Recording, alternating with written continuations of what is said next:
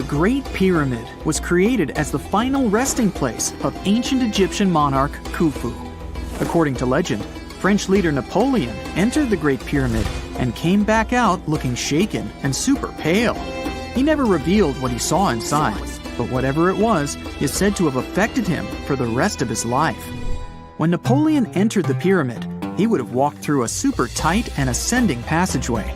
He'd then go through another passageway, known as the Great Chamber. This corridor would have been much taller than the previous one, and would have cobbles too. He'd then reach the King's Chamber, the centerpiece of the Great Pyramid, which was lined with huge blocks of granite.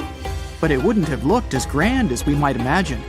There are no hieroglyphics decorating its walls, as Egyptians only began decorating the burial chambers of pyramids much later on. The pharaoh's tombs deep inside the pyramid would have also been filled with treasures, from chunks of gold to the world's most expensive jewelry. But this would have all been looted a long time ago.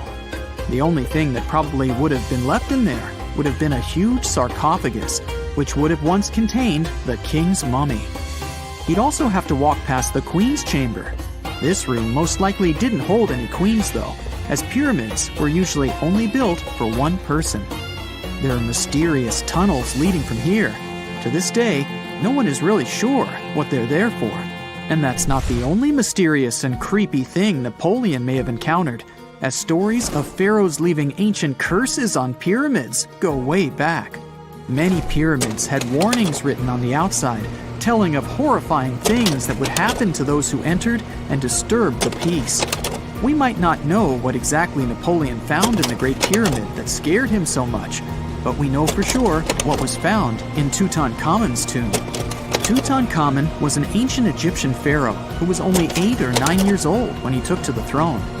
He became a cultural phenomenon when his tomb was discovered almost completely intact in 1922. His pyramid sits in the Valley of Kings in Thebes, modern Luxor, which is in Egypt. Unlike the Great Pyramid, Tutankhamun's tomb was covered in beautiful wall decorations. The walls told the story of how he would travel to the afterlife through the underworld. Egyptians believed all people would have to take this journey, so they would fill their tombs with objects and paintings to help them get there. There'd also be spells painted on the walls. They believed this would help people pass over to the next realm. The journey would be pretty long, and for that reason, the ancient Egyptians would also fill the pyramids with food. Tutankhamun's pyramid was filled with 8 fruit baskets. They even found something called gingerbread fruit in there. The rooms were jam-packed with furniture, statues, clothes, and staffs, amongst a whole bunch of other things.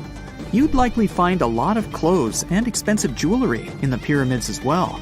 The ancient Egyptians wanted their ancestors to travel in style to the afterlife. They put Tutankhamun in his final resting place with over 50 pieces of clothing, all of the highest quality. There were tunics, scarves, gloves, and headdresses, and a ton of jewelry. Bracelets, pendants, necklaces, rings, and scarabs for protection were all found inside. Each of them was made of gold or precious stones. There were also fans made of ostrich feathers to keep the old pharaoh cool in the hot Egyptian sun.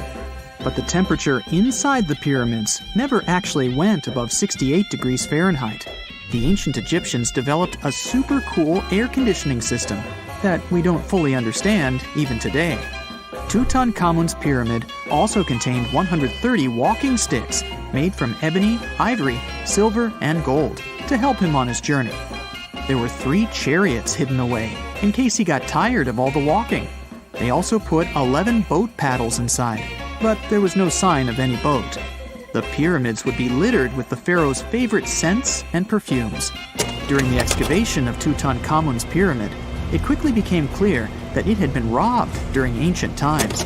There was damage to doors and traces of oils left in empty jars. It looks like someone raided the pyramid for gold and the scents, perfumes, and oils that had been left for King Tut. There was still a bit of perfume, which was made from coconut oil and frankincense, left in one bottle. It seems like Pharaoh Tutankhamun loved board games. There was an ivory traveling set of senet in his pyramid. Although we don't know for sure exactly how to play it, we have figured out it was sort of an ancient Egyptian version of backgammon. It looks like it was a 2-player game where the goal was to knock your opponent off the board. Not really sure who Tutankhamun's mummy was supposed to play with, though. The ancient Egyptians had some rituals that may seem pretty strange to us. For example, they used to shave their eyebrows off if they ever lost a cat. So it's not too surprising they put some really weird things inside pyramids. Archaeologists discovered a collection of mummified cats and scarab beetles in pyramids that date back more than 4,000 years. They were found in the pyramids of Saqqara, which is south of Cairo. They also found a bunch of makeup kits and mirrors inside. Makeup was worn proudly by both men and women in ancient Egyptian times. Eyeliner was the most popular cosmetic. The Rosetta Stone was one of the best discoveries ever made in pyramids. It was found by our man Napoleon Bonaparte and his team. It's a black granite rock that dates back to 196 BCE. It's transcribed in Greek, Demotic, and hieroglyphic.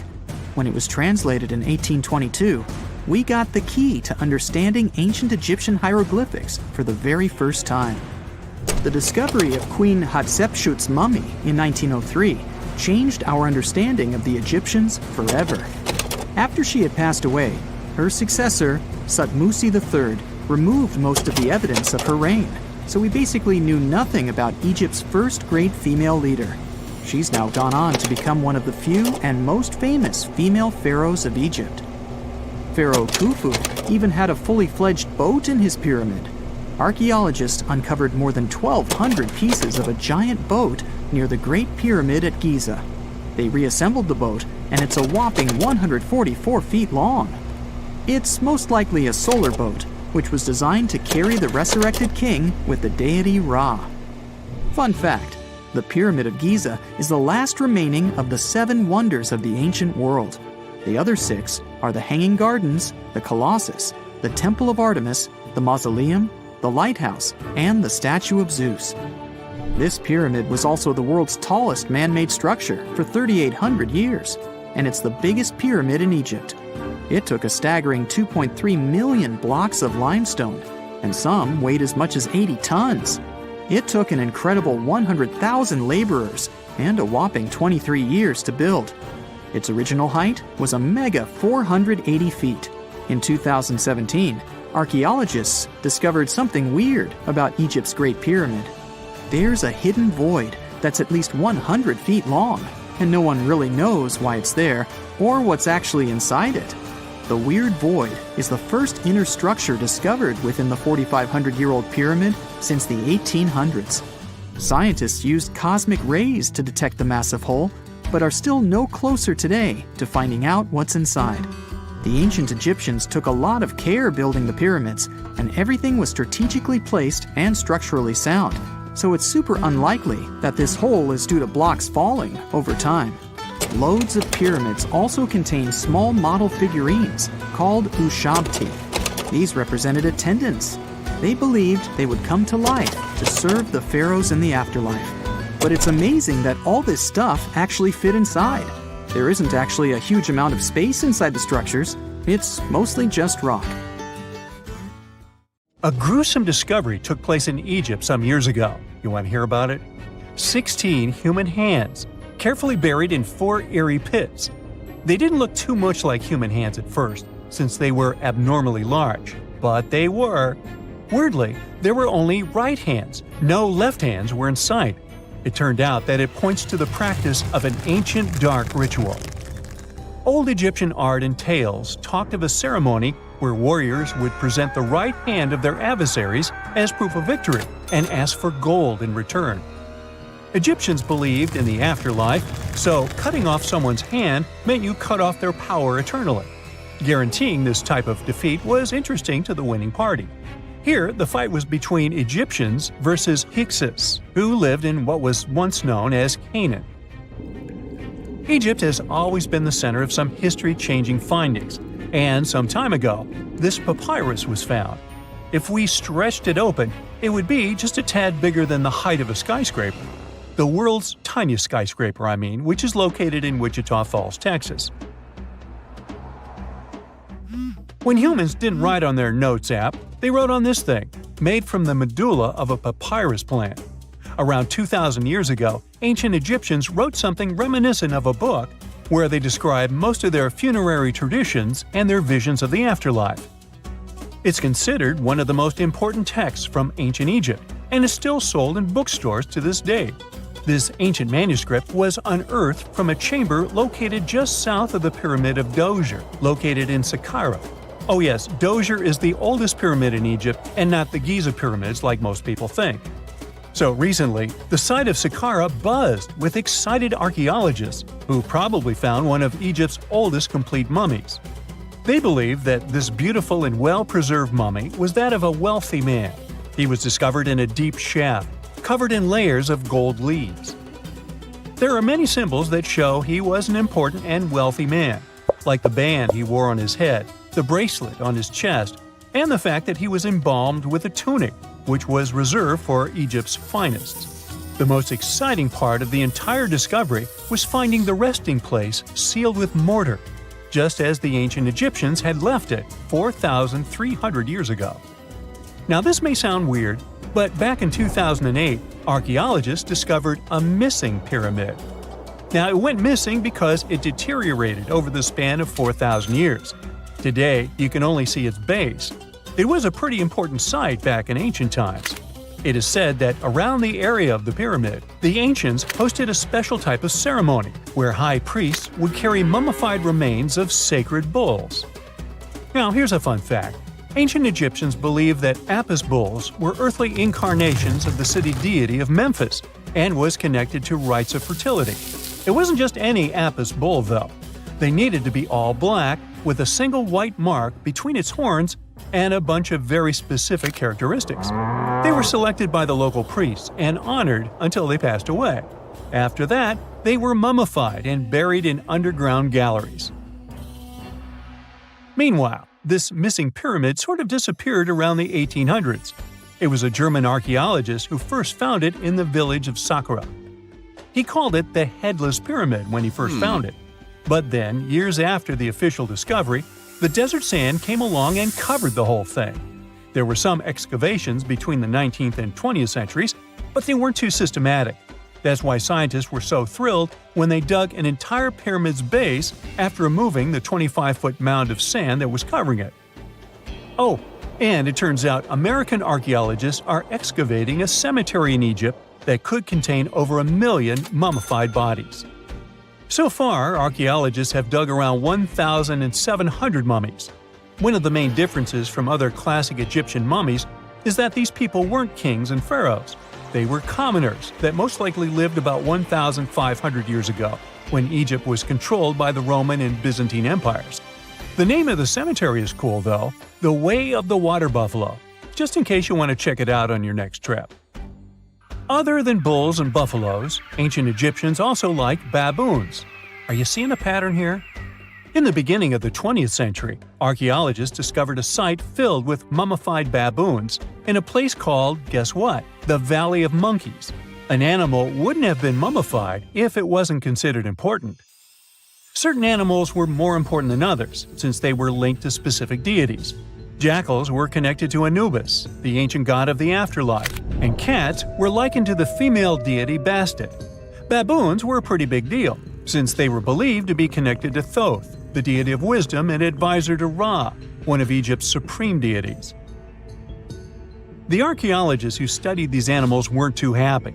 They think these baboons were kept inside and were deprived of sunlight for most of their lives. They had extreme vitamin D deficiencies and they were poorly fed. Maybe Thoth got angry with these baboon keepers. Just a guess.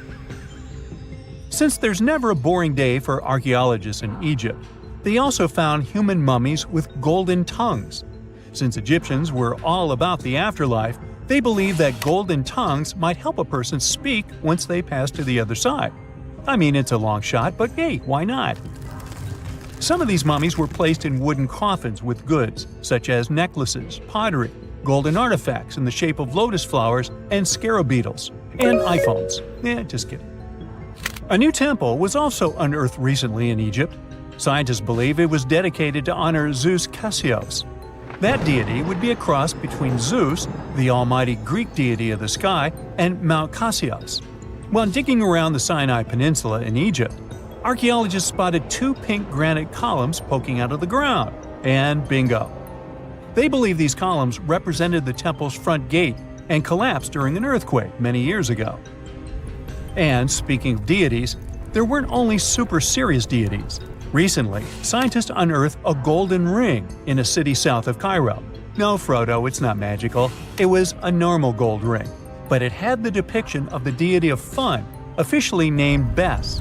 This deity is often described in sacred texts as a happy chubby dwarf. Today, many tattoos we get are sorta deprived of any sense and are made of aesthetic purposes only. In ancient Egypt, though, women would get tattoos as a token of protection for childbirth. That's what scientists think, at least. Around the Nile region, scientists found some mummies that had well-preserved tattoos, which is a rarity since the skin deteriorates so easily. 2 of these women tattooed their lower backs, and the drawings were simple. They were mostly pictures, including that same chubby dwarf we just talked about, Bes. He also had a side hustle as the protector of women during childbirth. Now, would you believe me if I told you ancient Egyptians invented robots? No? Well, that's because that's not entirely true. Sure, they were astronomers, mathematicians, and engineers, and somehow they also squeezed an eccentric invention into that package – an automated deity some scientists called Hathor. This wooden statue had been in the Metropolitan Museum of Art for years before someone noticed its secret. With the help of an X-ray machine, specialists discovered a mechanical operating system inside it. The pulley-like axis goes from the statue's shoulder to her left leg. When the system rotates, the statue raises and lowers her hand. Hey, pick me! Pick me! I got my hand up!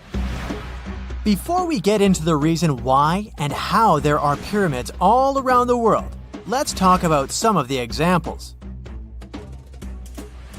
I'll start with the Pyramid of the Sun in Mexico.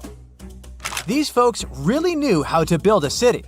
Their well-planned urban center spanned over 7 square miles and boasted several pyramids.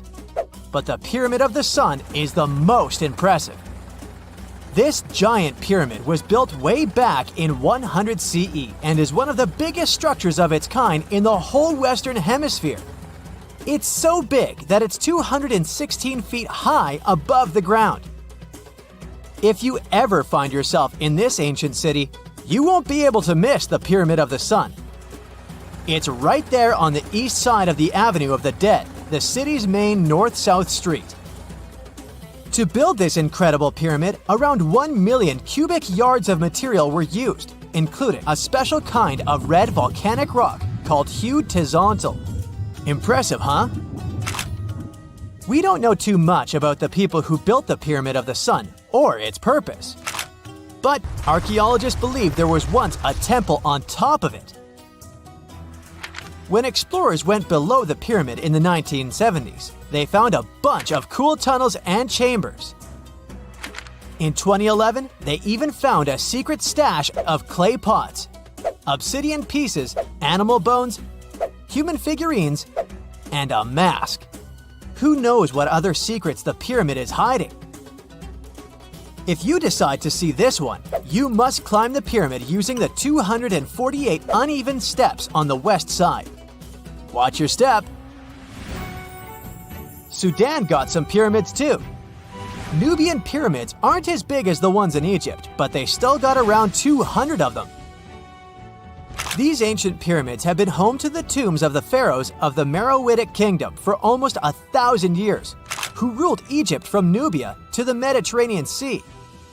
The pyramids at Meroe were constructed using granite and reddish sandstone.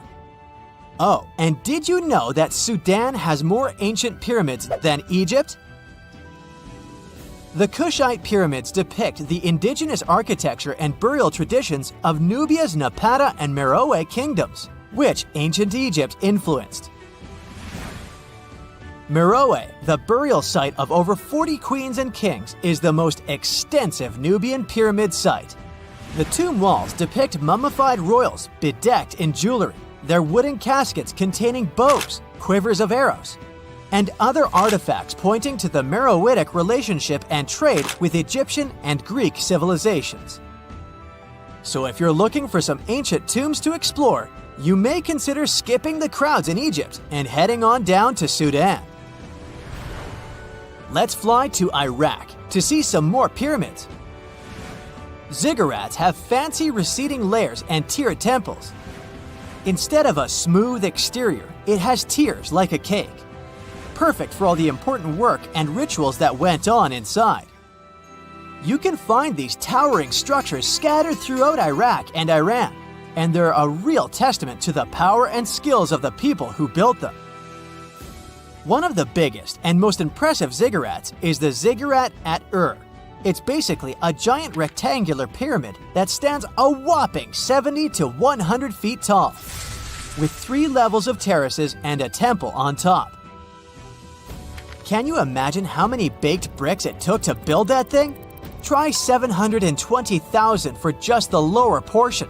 This particular ziggurat was built for Sumerian king Ur-Nammu. Similar to other ones, this pyramid has been around for thousands of years, so it got a little rough around the edges. Thankfully, the Babylonian king Nebuchadnezzar II and some archaeologists came to the rescue in the 6th and 20th centuries respectively, and now you can find this near Talil Air Base. The ziggurat at Ur was built in 2100 BCE by King Ur-Nammu for the moon deity Nana. It was the tallest building in the city, and you could see it from miles around. It was like the medieval cathedral spire of its day. People would come here to bring their agricultural surplus and get their food allotments and seek spiritual nourishment. Sadly, the Nana temple at the top of the ziggurat didn't survive, but we do have some blue glazed bricks that may have been part of its decoration. The lower parts of the ziggurat are pretty amazing though. The architects even included holes in the temple's baked exterior to let the water evaporate from its core. Since we explored some of the pyramids on our planet, let's take a broader perspective.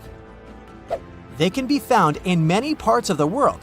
Egypt has over 100 pyramids, double that number in Sudan, and dozens of others are scattered in the Middle East and China.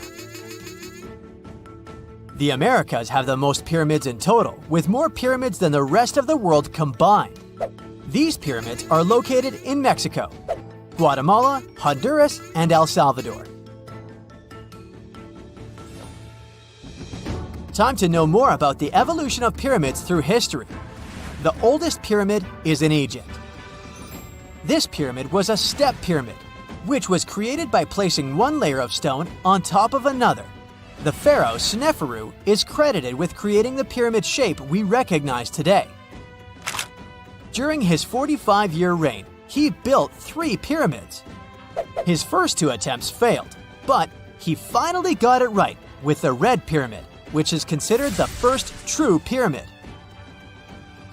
It was Sneferu's son, Khufu, who built the Great Pyramid of Giza, which was the tallest human-made structure on Earth for almost 4,000 years.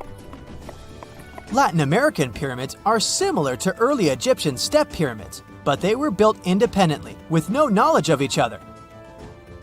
The pyramids in Sudan were built around 700 BCE and are tall, but much narrower than those in Egypt. How in the world did all these civilizations build these things without even texting each other? After all, the Aztecs, Mayans, and ancient Egyptians were about as different as possible. But despite their cultural differences, they all seem to agree on one thing. Pyramids were pretty cool. Step pyramids are all around the world because they were the most feasible and stable way to build large and tall structures without access to lighter building materials like wood and metal.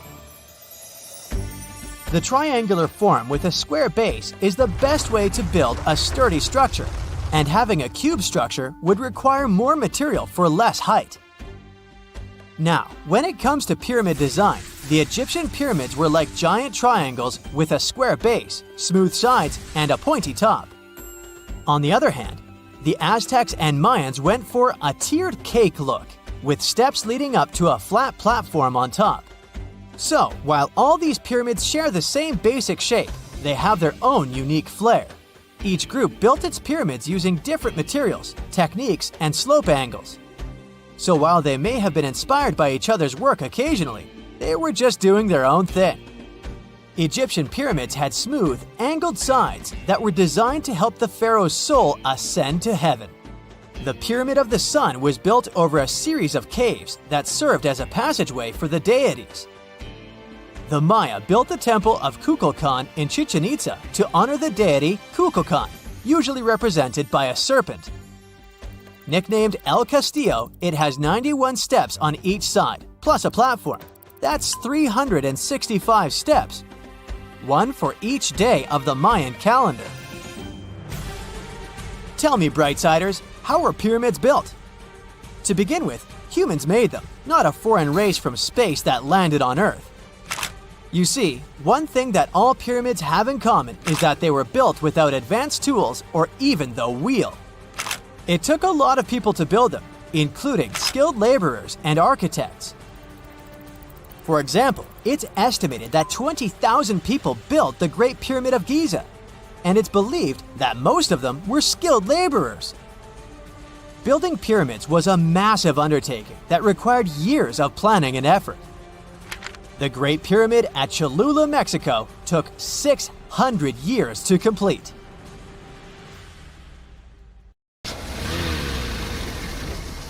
And now we're off to almost 5,000 years ago. Let me take you to ancient Egypt, where back in 2550 BC, guess what? The construction of the Great Pyramids of Giza started. People learned to build cathedrals and skyscrapers, but it wasn't until recently that these massive buildings appeared. It's still a mystery to even modern scientists how these pyramids were built 5,000 years ago. No wonder they are one of the 7 wonders of the ancient world. They're also the oldest of them and the only wonder of the ancient world that still exists in the 21st century. It must have taken a lot of cooperation to build a thing that massive, even for today's metrics. But the Giza pyramids weren't the first pyramids ever. The first one, called the Step Pyramid, was built around 80 years before the first Pyramid of Giza in 2630 BC for King Djoser. It wasn't meant to be extraordinary, but ended up being quite impressive.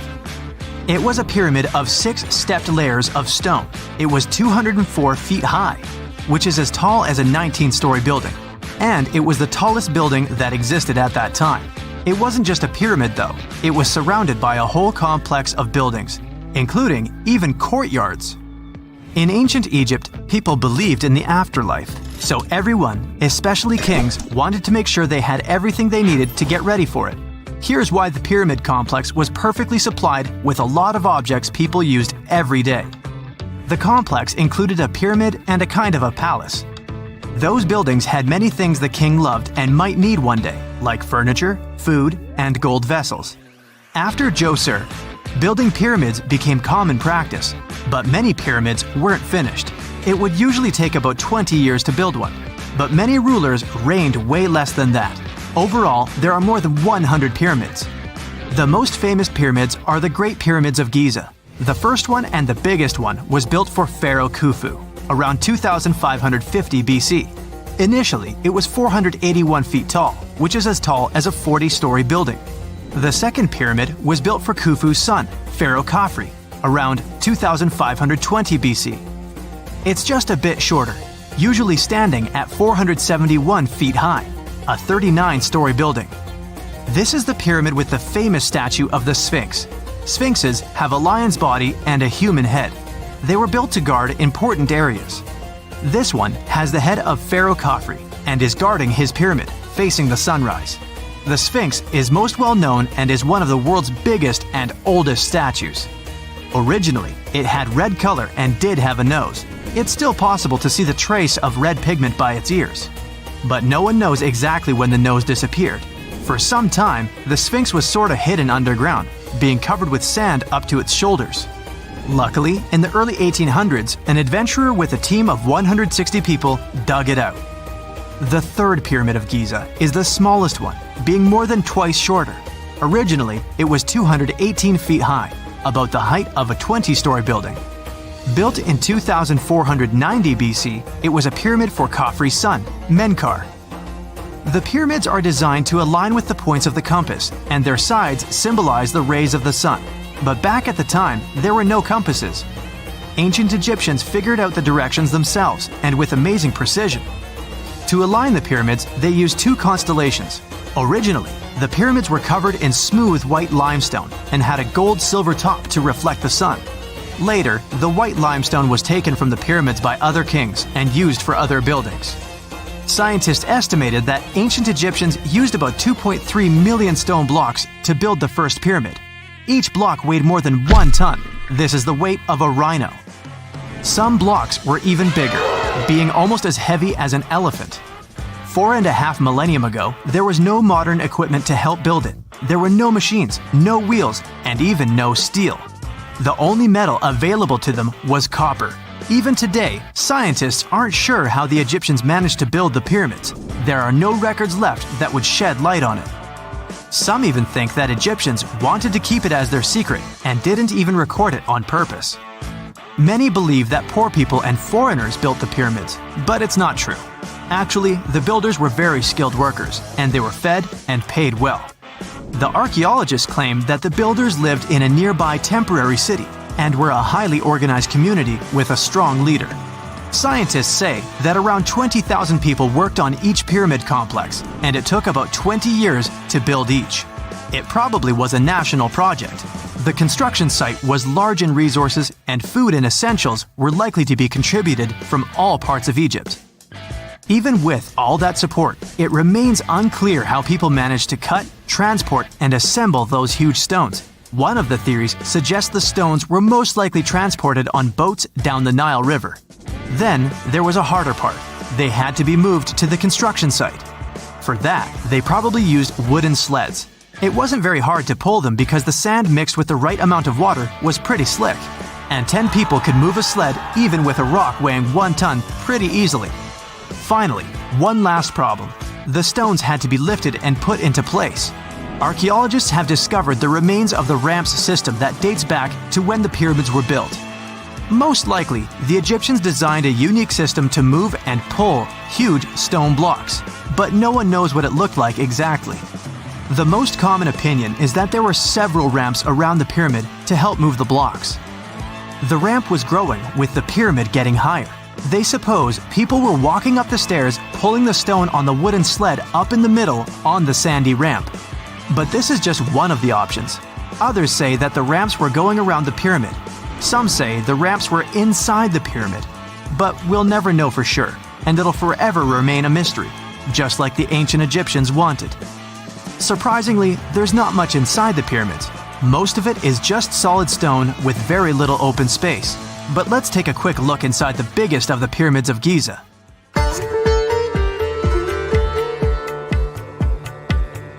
From the entrance, there are 2 stairs, one going down and the other one going up. The descending one takes you to a chamber located underground. That's where the pharaohs are, but not in this pyramid because Khufu wanted to stay higher. The underground room is partly unfinished. The room with Khufu's sarcophagus is called the King's Chamber. It's upstairs and then through the tall and long Grand Gallery. Below the King's Chamber, there's a room called the Queen's Chamber. There are no queens though, and no one is sure why the room is called this. Unfortunately, none of these have any hieroglyphs on the wall. They're just bare. If you want to see them, you should go to the other rooms that are decorated. Those pieces of art are depictions of ancient Egypt's culture and daily life. The texts allow researchers to study their language and grammar. Sadly, the treasures that once were here in the pyramid are long stolen. From that room, there are several tunnels for an unknown purpose. There are many tunnels and passages inside the pyramids. There are many chambers and shafts and secret ways. Scientists have been sending little robots with cameras there for some decades already. And the robots did discover another chamber a bit upstairs with hieroglyphs on the walls. But even today, much of the pyramids is still unknown, and there's no so-called building plan of the pyramids. Egyptians did create a mystery no one can crack for 4,500 years already. Scientists recently started to X-ray the pyramid to learn what's inside it without entering it and its narrow, mysterious tunnels. This just in, the world's oldest pyramid was built during the last ice age. And I'm not even talking about Egypt. I'm saying our ancestors might have spewed a 27,000-year-old pyramid in West Java. Gunung Padang is not exactly shouting pyramid. It's more of a mound with huge scattered stones tossed all over it. But local people seem to revere it, and they have for centuries. It wasn't until recently that the Indonesian authorities decided to excavate a bit deeper to see what all the fuss was about. They ended up finding the remains of a human settlement. It was rather unexpected, since the mound is pretty high up.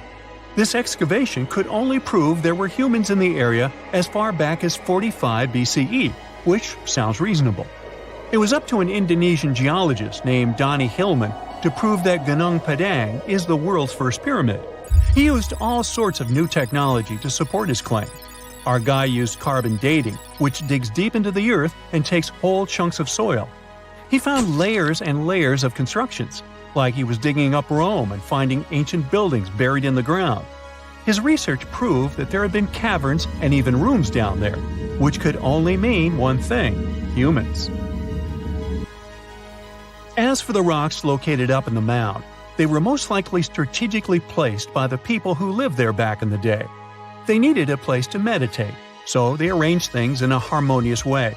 Their smooth surfaces wouldn't be the result of years of erosion, but the works of great sculptures, the Michelangelos of their day, let's say.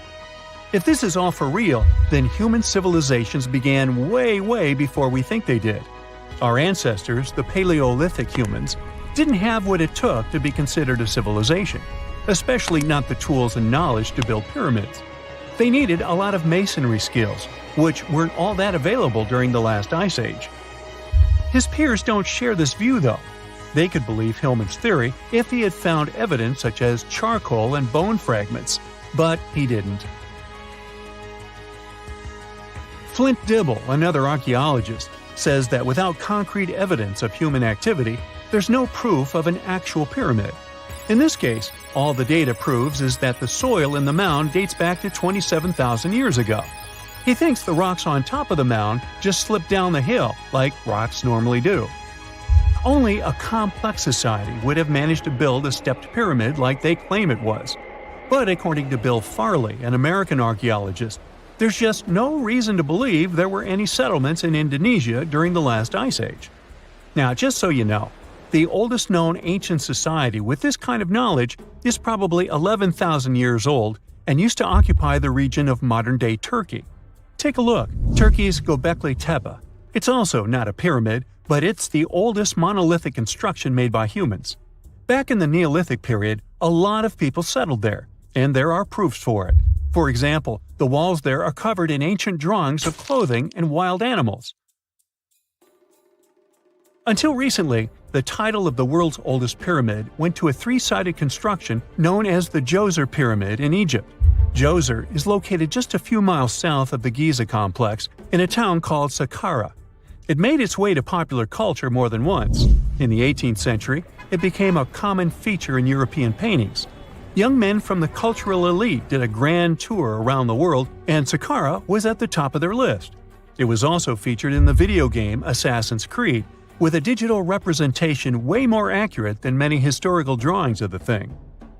That was kind of a big deal in ancient Egypt, to build pyramids for kings to spend their afterlives. And if you thought the Khufu pyramid was the oldest one in the world, well, Djoser was built 70 years ahead of that time. The development of new technology has allowed archaeologists to make groundbreaking discoveries, and a new, or should I say ancient pyramid in South America might win the title in dispute.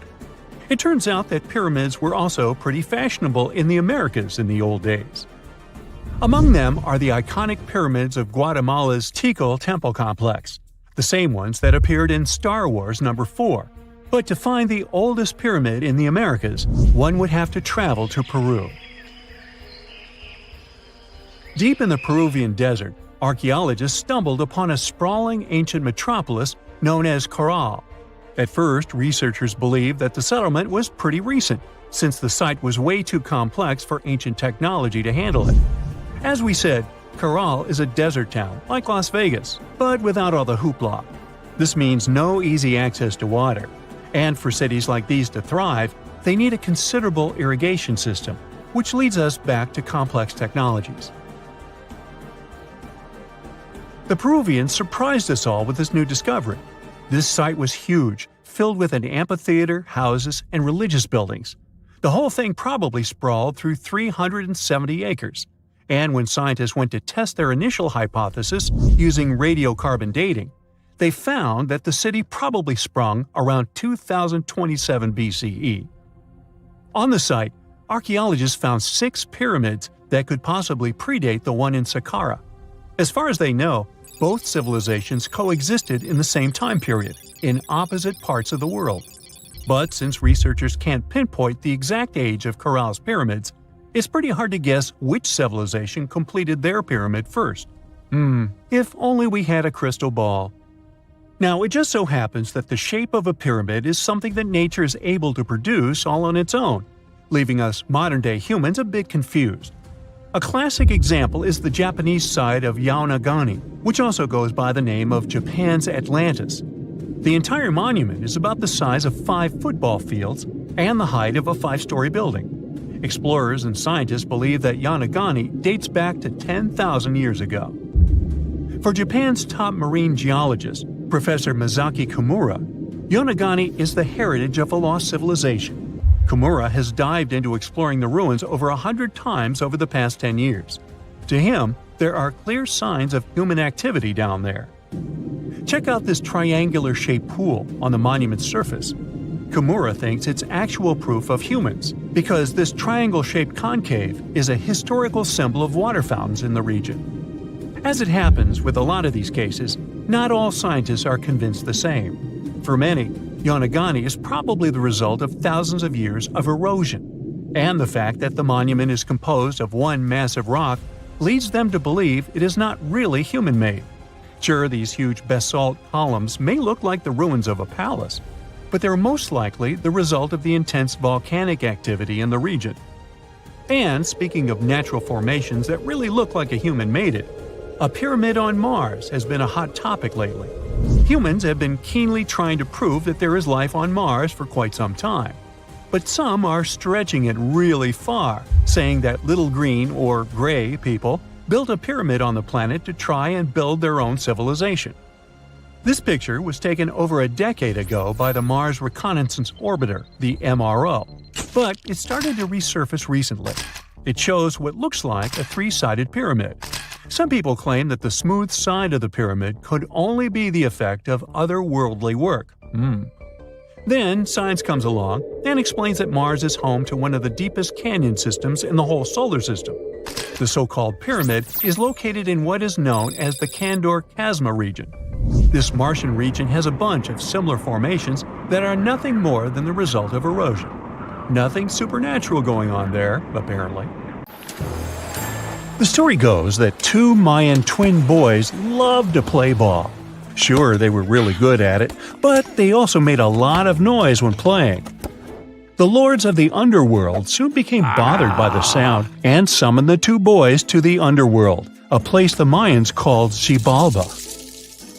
As soon as the boys reached their gloomy destination, the lords of the underworld began putting them through a series of tests.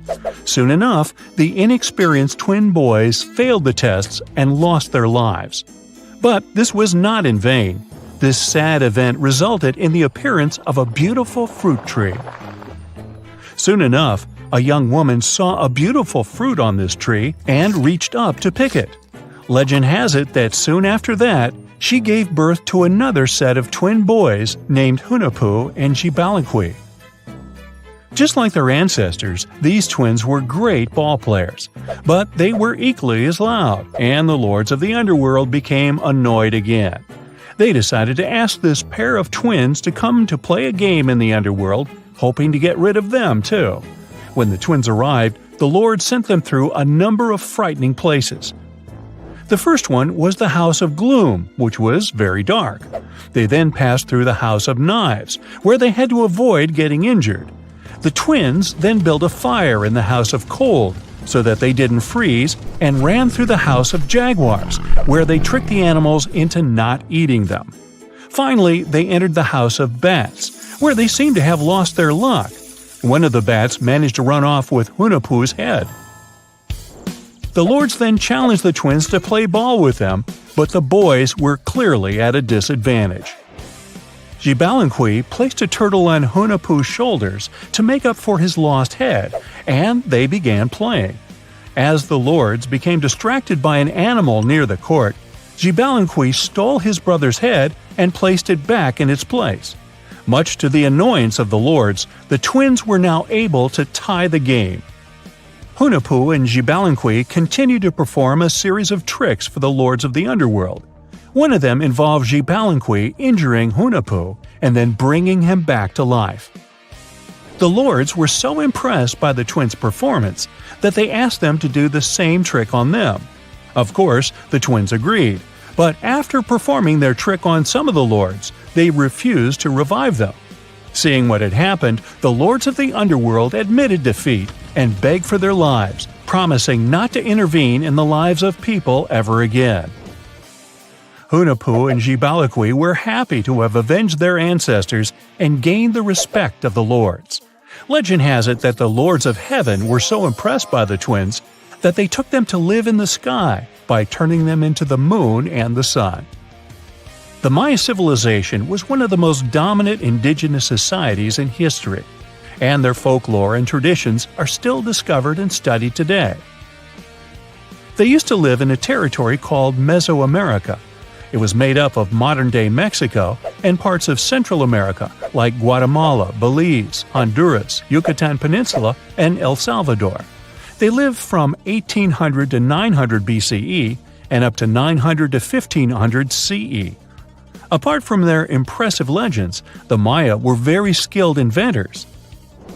They're known for their calendars, writing systems, farming methods, and sports. Their writing, for example, was found preserved on buildings and stone monuments, as well as in rare books and pottery. It's a system made out of more than 800 hieroglyphics in various combinations. Each of those signs was said to represent a syllable. Their writing system was deciphered by accident by Tatiana Proskorakov, an American woman who initially studied to be an architect. Since she didn't find a job in her field, she eventually became a Mayanist in her own right, despite not being academically trained. She was the first to notice that the Mayan upended frog glyph meant birth, and that their toothache glyph meant the date when the king ascended to the throne. It made it easier for scientists to pinpoint birthdays, as well as the names of the rulers of a specific Mayan dynasty. They also invented the concept of zero, which is seen as one of the greatest innovations in mathematics, physics, and human history altogether. Sure, even back then, people understood the idea of having nothing, but the concept of zero as a number is a relatively new invention. A fun fact about Mayans is that they really liked hats. The bigger your hat was, the more important you looked. Not only was it a sort of fashion statement, but it also made them look taller, which was a big deal for their aesthetic. The Mayans also came up with one of the most intricate and complex calendars in human history. It was the first to use zero as a placeholder. Their calendar ended on December 21st, 2012, which led some people to believe that it translated to the end of the world. Obviously, that was not the case. It just so happened that the date coincided with the end of a Mayan cycle of years. But you know, as advanced in science and astronomy as they were, they did make some mistakes. One of them was their belief that the world was flat. Their theory was that the four corners of the world were watched by the brother lords, who kept the sky from falling over their lands. Hats off for their menus, though, as they were well-known chocolate eaters. They turned eating chocolate into a form of art. The drink they made wasn't really like the hot chocolate we enjoy today, though. The recipe included mixing cacao with water, honey, chili pepper, cornmeal, and other ingredients to make a foamy, spicy drink. The ritual of drinking cacao was a crucial part of their celebrations. We're not done discovering all the amazing parts of their architecture and civilization. It was only a few years ago that a Maya pyramid was found at Tonina, in the Mexican state of Chiapas. It was estimated to be more than 1,000 years old.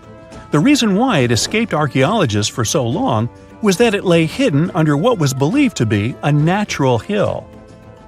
The ruins of 2 Mayan cities have been recently discovered in the Mexican state of Campeche. Why didn't we find them until now? Well, they were concealed by really thick vegetation, which made it difficult for archaeologists to reach them. The Mayans didn't just disappear. Their descendants are still around today, many of them choosing to live in their ancestral homelands. You can find them in Guatemala, for example, where the Maya people make up the majority of the population. Overall, the Maya ethnic group contains people that speak different Mayan languages, such as Yucatec, Quiche, Quechua, or Mopan. They had no idea what a spa day was, but the Mayans really enjoyed a nice sweat once in a while. Sweat lodges were discovered around ancient Mayan sites. They were built out of stone or adobe. These rooms were an essential part of their cleansing and healthcare rituals. One of the earliest sweat lodges was found in Quello in northern Belize and appeared to date back 3,000 years. One of the most important parts of the Mayan culture was a ball game which they named Pix. It had both political and spiritual significance. We can see ball courts at important parts of Mayan archaeological sites. The main goal of the game was to pass a rubber ball through a very high stone hoop without using your hands. Basically, it was a combination of soccer and basketball. However, it could have serious consequences. The loser could, at times, even lose his own life. Ooh, high stakes indeed. Because of this game and the need for bouncy balls, the Mayan people were some of the first cultures to use rubber. They made it using natural latex. There were different kinds of rubber depending on what natural substances the latex was mixed with. And that, my friend, is the way the ball bounces. Sorry, but you know me, I just couldn't resist. You have heard about Nikola Tesla. You have definitely heard about the Great Pyramids in Egypt. But what if I told you that Tesla may have probably uncovered the ancient mysteries surrounding the pyramids? Wait, what? Is this a crossover episode? Nope. It's highly probable that the secrets of the pyramids are hidden in plain sight. But first, let's recap what we know about the pyramids. What's so mysterious about them? I mean, they are just old quirky buildings, aren't they? One of the biggest questions is how they were built. Some people think that the pyramids were created by people using only their hands and muscles. But others think that there might have been some kind of crazy energy source that we don't know about yet. Like, what if aliens helped out or something? Just kidding. But this idea of some unknown energy source being used to build the pyramids has been around for ages. Even in old texts, like the pyramid texts, it talks about how the gods gave us something to build a great power. So maybe there was something really powerful and mysterious going on back then? Who knows? Back in the early 1900s, he got obsessed with the Great Pyramids of Egypt. He read numerous books about these ancient structures and was blown away by how much energy they seemed to have. At that time, not many people knew much about electricity, and Tesla started to wonder if there was some kind of advanced tech hidden in the pyramids. He had an idea that the power of the pyramids had to do with electromagnetism, and he put a lot of time and effort into trying to figure out the mystery. Tesla had some pretty unusual theories about the Great Pyramids. He thought that they could actually store and move electricity, which could then be used to power up the areas around them. He also had this theory that the pyramids were built using some kind of crystal energy. He believed that the chambers inside the pyramids could have these super powerful crystals that could control the electromagnetic fields. But that's not all. Tesla also had this idea that the materials used to make the pyramids had properties that allowed them to trap energy from the sun and the moon. And not just a little bit of energy. He thought that the pyramid could actually create this massive energy field that could light up whole cities or even brighten up dark places. He thought that the pyramids could be used as giant power plants to generate electricity and run machines. Tesla even believed that the pyramids were somehow linked to cosmic energy, which could be used for spiritual enlightenment and healing. How very new age of him. Anyway, Tesla wasn't just pulling these ideas out of thin air. He was seriously into studying everything he could about the pyramids, from ancient artifacts and texts to hieroglyphs and drawings. And he came up with this idea that the pyramids were designed to be energy amplifiers, and some kind of unknown energy source was used during their construction. Some people thought Tesla was eccentric for coming up with these theories, but his ideas have actually had a huge impact on the way we think about the pyramids today. Researchers and scholars have been digging into his theories for years and using them to uncover some of the biggest mysteries surrounding these ancient structures. For example, recently scientists have used theoretical physics to investigate how the Great Pyramid of Egypt would react to certain radio waves. They found out that if the radio waves were a certain length, the pyramid could concentrate the energy inside its rooms and focus it under its base. The scientists did lots of calculations to figure this out. They first thought about what radio wavelengths would work best. Then they made a model of how the pyramid would react to the waves.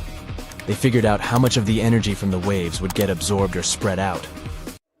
Lastly, they checked how the energy would move around inside the pyramid when the waves hit it.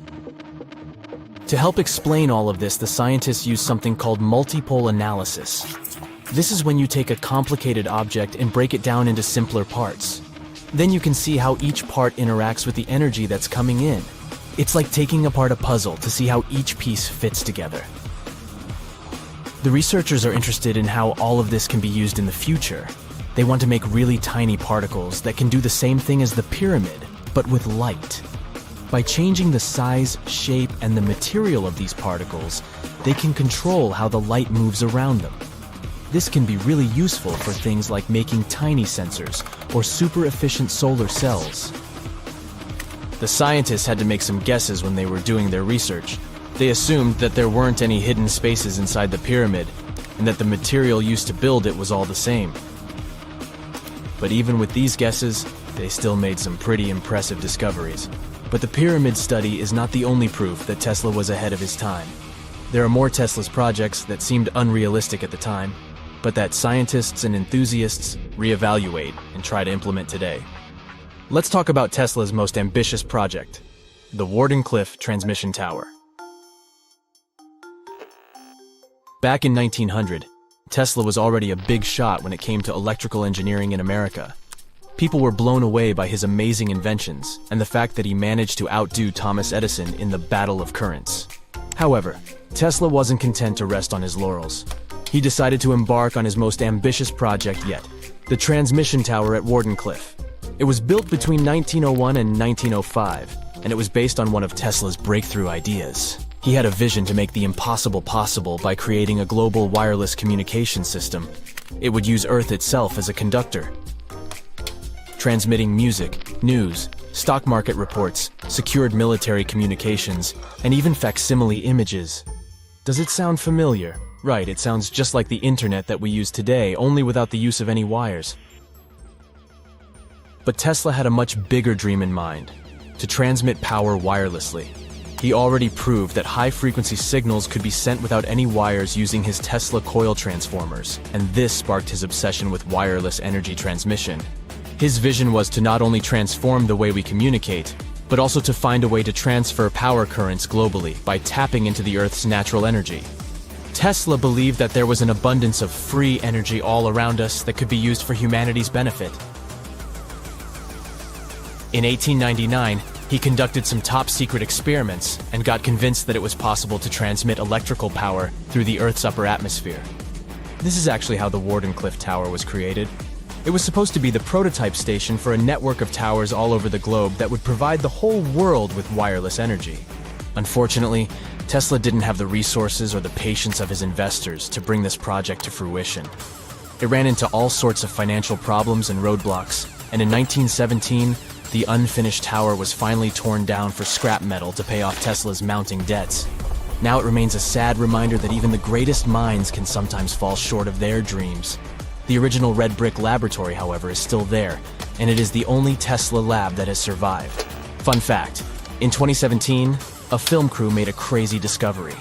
They used ground-penetrating radar to explore the area around Wardenclyffe, and they found a whole series of tunnels stretching for hundreds of feet underneath the site. Nobody knows exactly what these tunnels were used for, but people have been speculating for years that they were part of Tesla's grand plan. Wardenclyffe, of course, is a major landmark for Tesla enthusiasts from all over the world. Who knows? Maybe someone will finally crack the mystery of the tunnels one day. But even if they don't, the legacy of Tesla and his amazing ideas lives on. Imagine working 7 days a week on a large-scale construction site. You, along with thousands of others, carry millions of stone blocks and put them on top of each other according to a complex system. You work without modern construction equipment. You have no air conditioning or constant access to water. It's so hot outside that you can fry eggs on the road. You've been building the pyramid for decades, and now, when it's finally done, you enjoy the result of the colossal work of thousands of people. You're looking at a giant cultural monument of global value that will freeze in time and amaze people for tens of thousands of years. A few thousand years have passed. People in the 21st century see the pyramids and are like, wow, I can't believe humans have built this. Yeah, the people who built the pyramids wouldn't have appreciated such a theory. But actually, there are reasons to believe that people built it using some fantastic technology. From the outside, it seems the Great Pyramids are just big triangles of stone. People just put some heavy blocks on top of each other, and that's it. In fact, the design seems too perfect to be true. The pyramid consists of more than 2 million blocks. They lay so close to each other and are so even that you couldn't squeeze even a thin sheet of paper between them. Scientists still can't figure out the exact technology for building the Egyptian pyramids. One of the biggest and most famous is the Great Pyramid of Giza. This huge construction, well known all over the world, has one big secret. There should be a capstone on top of the pyramid. It's a triangular-shaped stone block, a small pyramid on top of a huge one. It's also called a pyramidion. The builders of ancient Egypt made it out of granite and limestone and covered it with gold. No records or old drawings prove that there was a pyramidion at the top of the Great Pyramid of Giza. But there's another ancient Egyptian structure with such a triangle, the Red Pyramid. It was built before the Great One, and its capstone has survived to this day. Archaeologists have found and reconstructed it. But where could the capstone of the Great Pyramid be? It's a mystery that still has no answer. Some are sure that some thieves have stolen it from the top. Maybe they just climbed up and pushed the pyramidion down. It makes perfect sense. The capstone was probably the most valuable element of the pyramid. Many scientists and archaeologists still don't know its exact purpose. Some believe that this peak covered with gold glorified the pharaohs. The capstone reflected moonlight at night and illuminated the entire space around it. During the day, the capstone reflected sunlight with its shiny surface. You could have noticed it from afar. The top of the pyramid was a kind of guiding star for lost travelers. All other stone blocks of the pyramid consist of limestone. People polished them to make them look shiny. In the past, they were even glowing and reflected light. You could see glowing pyramids from space, although they looked like tiny lights. Over thousands of years, winds, sandstorms, and rains have changed the pyramid's appearance. If people had taken care of them all this time, they would have looked like something out of science fiction movies, or the pyramids from Las Vegas. But unfortunately, we will never see their original appearance. Some archaeologists and scientists believe that the capstone could absorb the sun's energy and distribute it evenly throughout the pyramid. No one knows precisely why the Egyptians needed this technology. There's a theory the pyramids are ancient energy systems. The pharaohs applied this energy to use some unique technologies that were more advanced than all the achievements of the 21st century. And the triangular shape of the pyramids was ideal for boosting this electromagnetic energy. In theory, solar radiation, or electromagnetic forces, accumulated at the top of the pyramid, filled the inner rooms, and then went down the walls to the base. Any surface distortion could prevent the flow from spreading, so they had to create a perfectly smooth surface. That's why they installed the blocks so that nobody could squeeze a needle or razor blade between them. Many people believe in this theory because they built the pyramids from limestone. This material can hold energy inside itself. In the inner part, they created granite deposits to cause air ionization, that is, to create an electric charge. They also dug channels under the pyramid for water to transmit electricity. And at the top, they put a gold capstone, the best conductor of electricity. So, this is how you get a great power generator. Different cultures used similar technologies to create electricity all over the world. But these are all theories.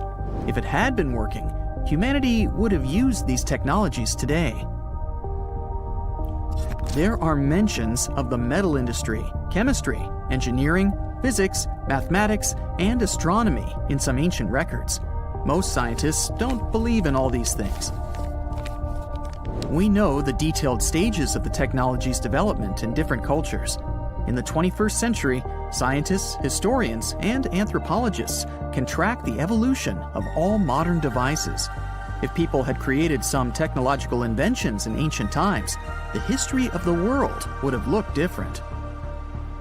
Perhaps all the achievements of antiquity could have been wiped off the face of the earth by global cataclysms. And it can happen to us. Just imagine how people would dig up a laptop in 5,000 years. Perhaps they wouldn't understand what kind of device it is. Another Egyptian wonder surrounded by mystery is the statue of the Sphinx. The Egyptians carved it out of a single massive piece of limestone about 4.5 thousand years ago. But scientists still don't know the exact date of its construction or who built it. People painted the Sphinx in different colors, so it looked much brighter and more vivid in the distant past. It was shining just like the Great Pyramids. Anyway, time hasn't only changed its appearance, but its name too. Initially, the Egyptians called it Hor-Mekhet. The Greeks renamed it the Sphinx about a few hundred years after it had been built. The Sphinx emphasized the greatness of the rulers of Egypt. It also performed a symbolic function of a watchdog guarding the tomb of the pharaoh and the paths leading to it. This version sounds realistic, since archaeologists have discovered many secret entrances at the foot of the Sphinx. Perhaps these rooms and intricate tunnels lead to underground halls with treasures. And treasures don't always mean gold and jewelry. According to legends and theories, the Sphinx guards the Hall of Records, the storage of all humankind's knowledge. The information about the ancient mythical state of Atlantis could be there. You can find many detailed maps of the internal dungeons of the Sphinx on the internet. They show structures 12 stories deep under the statue. It looks like a small city filled with gold, scrolls of knowledge, and various ancient artifacts. But don't believe all these maps. These are just theories. Several thousand years have passed, but people have very little information about it. Archaeologists know that there are still many strange and exciting things about the Sphinx that are still undiscovered. Some locals are afraid to research because they believe they can awaken something terrible from the underground depths. Therefore, it's mostly scientists from other countries who conduct the excavations. In 1998, scientists discovered strange tunnels leading to empty rooms under the Sphinx. They realized that some people tried to get there through tunnels in the past, and maybe those people took all the treasures that were there. One of the legends says that some powerful artifact lays beneath the Sphinx. Its technology can change the whole world, but the locals are hiding it because it can damage the planet. Some believe that you can find evidence of unknown technologies painted on the granite walls in the pharaoh's tombs. But most likely, these paintings and signs tell us the myths and legends of ancient Egypt. But what if Egyptian symbols and drawings are detailed instructions for using ancient technologies? What if the locals that lived at that time thought, People in the future won't be able to get energy themselves. Let's leave some detailed instructions for them. Anyway, there are many riddles and theories. In reality, the search for answers is a dangerous undertaking, since it's not easy to get into the underground halls. Excavations can ruin the structure of the entire Sphinx. Any person inside the tunnels may get lost and never be able to find their way back. Besides, it costs a lot of money. Now, what would be awesome is if people could invent some device that could scan underground areas and show their detailed models. And now we're off to almost 5,000 years ago. Let me take you to ancient Egypt, where back in 2550 BC, guess what? The construction of the Great Pyramids of Giza started. People learned to build cathedrals and skyscrapers, but it wasn't until recently that these massive buildings appeared. It's still a mystery to even modern scientists how these pyramids were built 5,000 years ago. No wonder they are one of the 7 wonders of the ancient world.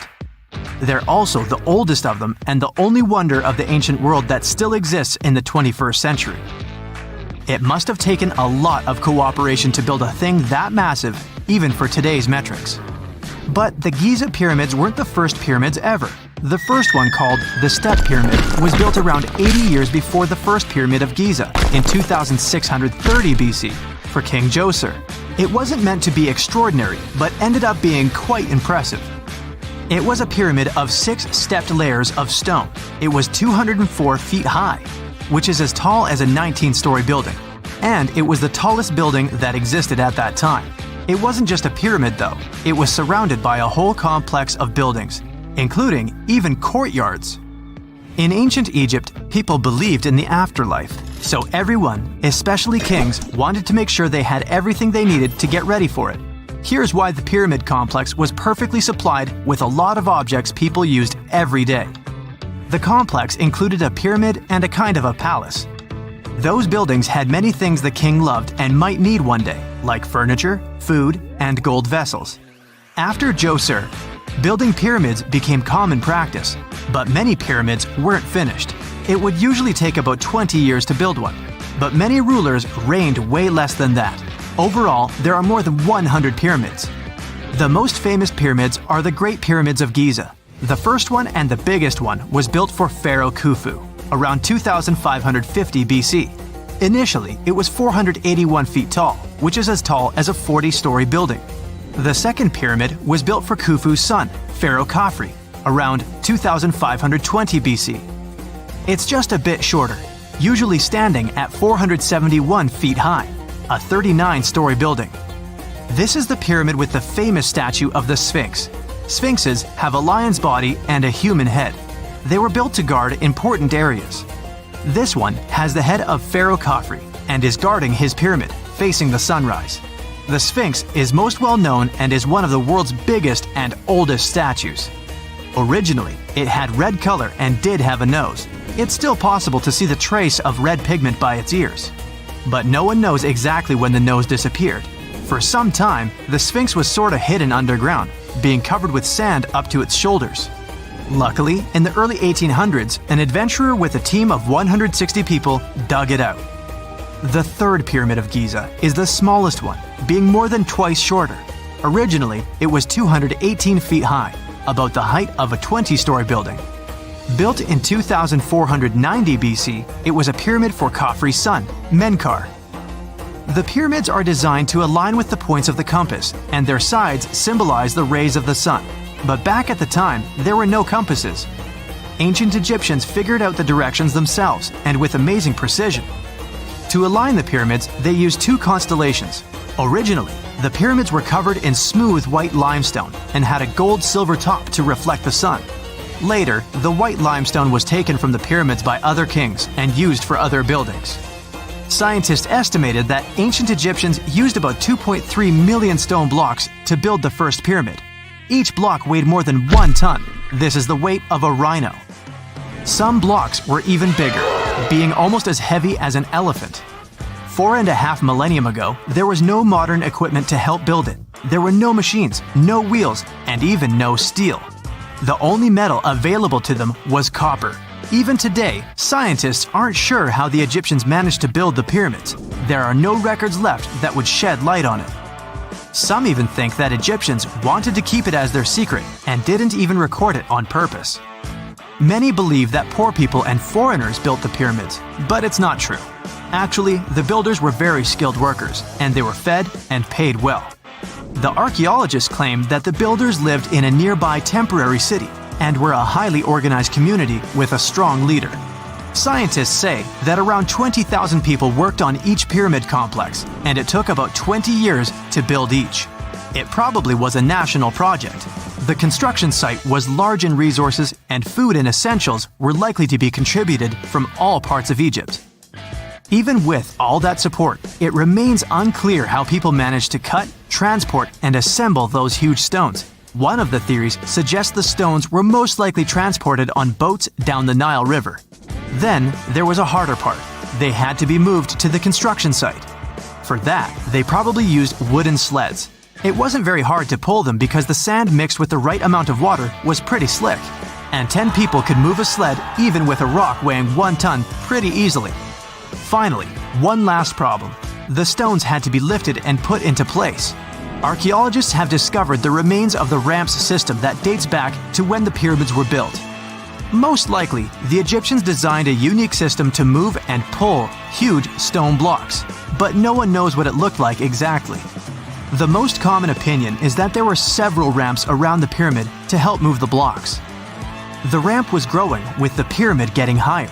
They suppose people were walking up the stairs, pulling the stone on the wooden sled up in the middle on the sandy ramp. But this is just one of the options. Others say that the ramps were going around the pyramid. Some say the ramps were inside the pyramid. But we'll never know for sure, and it'll forever remain a mystery, just like the ancient Egyptians wanted. Surprisingly, there's not much inside the pyramids. Most of it is just solid stone with very little open space. But let's take a quick look inside the biggest of the pyramids of Giza.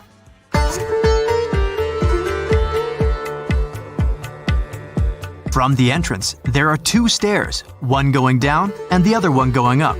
The descending one takes you to a chamber located underground. That's where the pharaohs are, but not in this pyramid because Khufu wanted to stay higher. The underground room is partly unfinished. The room with Khufu's sarcophagus is called the King's Chamber. It's upstairs and then through the tall and long Grand Gallery. Below the King's Chamber, there's a room called the Queen's Chamber. There are no queens though, and no one is sure why the room is called this. Unfortunately, none of these have any hieroglyphs on the wall. They're just bare. If you want to see them, you should go to the other rooms that are decorated. Those pieces of art are depictions of ancient Egypt's culture and daily life. The texts allow researchers to study their language and grammar. Sadly, the treasures that once were here in the pyramid are long stolen. From that room, there are several tunnels for an unknown purpose. There are many tunnels and passages inside the pyramids. There are many chambers and shafts and secret ways. Scientists have been sending little robots with cameras there for some decades already. And the robots did discover another chamber a bit upstairs with hieroglyphs on the walls. But even today, much of the pyramids is still unknown, and there's no so-called building plan of the pyramids. Egyptians did create a mystery no one can crack for 4,500 years already. Scientists recently started to X-ray the pyramid to learn what's inside it without entering it and its narrow, mysterious tunnels. The story goes that 2 Mayan twin boys loved to play ball. Sure, they were really good at it, but they also made a lot of noise when playing. The lords of the underworld soon became bothered by the sound and summoned the 2 boys to the underworld, a place the Mayans called Xibalba. As soon as the boys reached their gloomy destination, the lords of the underworld began putting them through a series of tests. Soon enough, the inexperienced twin boys failed the tests and lost their lives. But this was not in vain. This sad event resulted in the appearance of a beautiful fruit tree. Soon enough, a young woman saw a beautiful fruit on this tree and reached up to pick it. Legend has it that soon after that, she gave birth to another set of twin boys named Hunahpu and Xibalba. Just like their ancestors, these twins were great ball players, but they were equally as loud, and the lords of the underworld became annoyed again. They decided to ask this pair of twins to come to play a game in the underworld, hoping to get rid of them too. When the twins arrived, the Lord sent them through a number of frightening places. The first one was the House of Gloom, which was very dark. They then passed through the House of Knives, where they had to avoid getting injured. The twins then built a fire in the House of Cold, so that they didn't freeze, and ran through the House of Jaguars, where they tricked the animals into not eating them. Finally, they entered the House of Bats, where they seemed to have lost their luck. One of the bats managed to run off with Hunahpu's head. The lords then challenged the twins to play ball with them, but the boys were clearly at a disadvantage. Xibalanqui placed a turtle on Hunahpu's shoulders to make up for his lost head, and they began playing. As the lords became distracted by an animal near the court, Xibalanqui stole his brother's head and placed it back in its place. Much to the annoyance of the lords, the twins were now able to tie the game. Hunahpu and Xibalanqui continued to perform a series of tricks for the lords of the underworld. One of them involved Xibalanqui injuring Hunahpu and then bringing him back to life. The lords were so impressed by the twins' performance that they asked them to do the same trick on them. Of course, the twins agreed, but after performing their trick on some of the lords, they refused to revive them.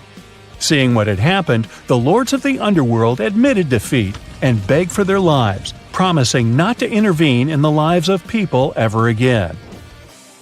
Hunahpu and Xibalanqui were happy to have avenged their ancestors and gained the respect of the lords. Legend has it that the lords of heaven were so impressed by the twins that they took them to live in the sky by turning them into the moon and the sun. The Maya civilization was one of the most dominant indigenous societies in history, and their folklore and traditions are still discovered and studied today. They used to live in a territory called Mesoamerica. It was made up of modern-day Mexico and parts of Central America like Guatemala, Belize, Honduras, Yucatan Peninsula, and El Salvador. They lived from 1800 to 900 BCE and up to 900 to 1500 CE. Apart from their impressive legends, the Maya were very skilled inventors. They're known for their calendars, writing systems, farming methods, and sports. Their writing, for example, was found preserved on buildings and stone monuments, as well as in rare books and pottery. It's a system made out of more than 800 hieroglyphics in various combinations. Each of those signs was said to represent a syllable. Their writing system was deciphered by accident by Tatiana Proskorakov, an American woman who initially studied to be an architect. Since she didn't find a job in her field, she eventually became a Mayanist in her own right, despite not being academically trained. She was the first to notice that the Mayan upended frog glyph meant birth, and that their toothache glyph meant the date when the king ascended to the throne. It made it easier for scientists to pinpoint birthdays, as well as the names of the rulers of a specific Mayan dynasty.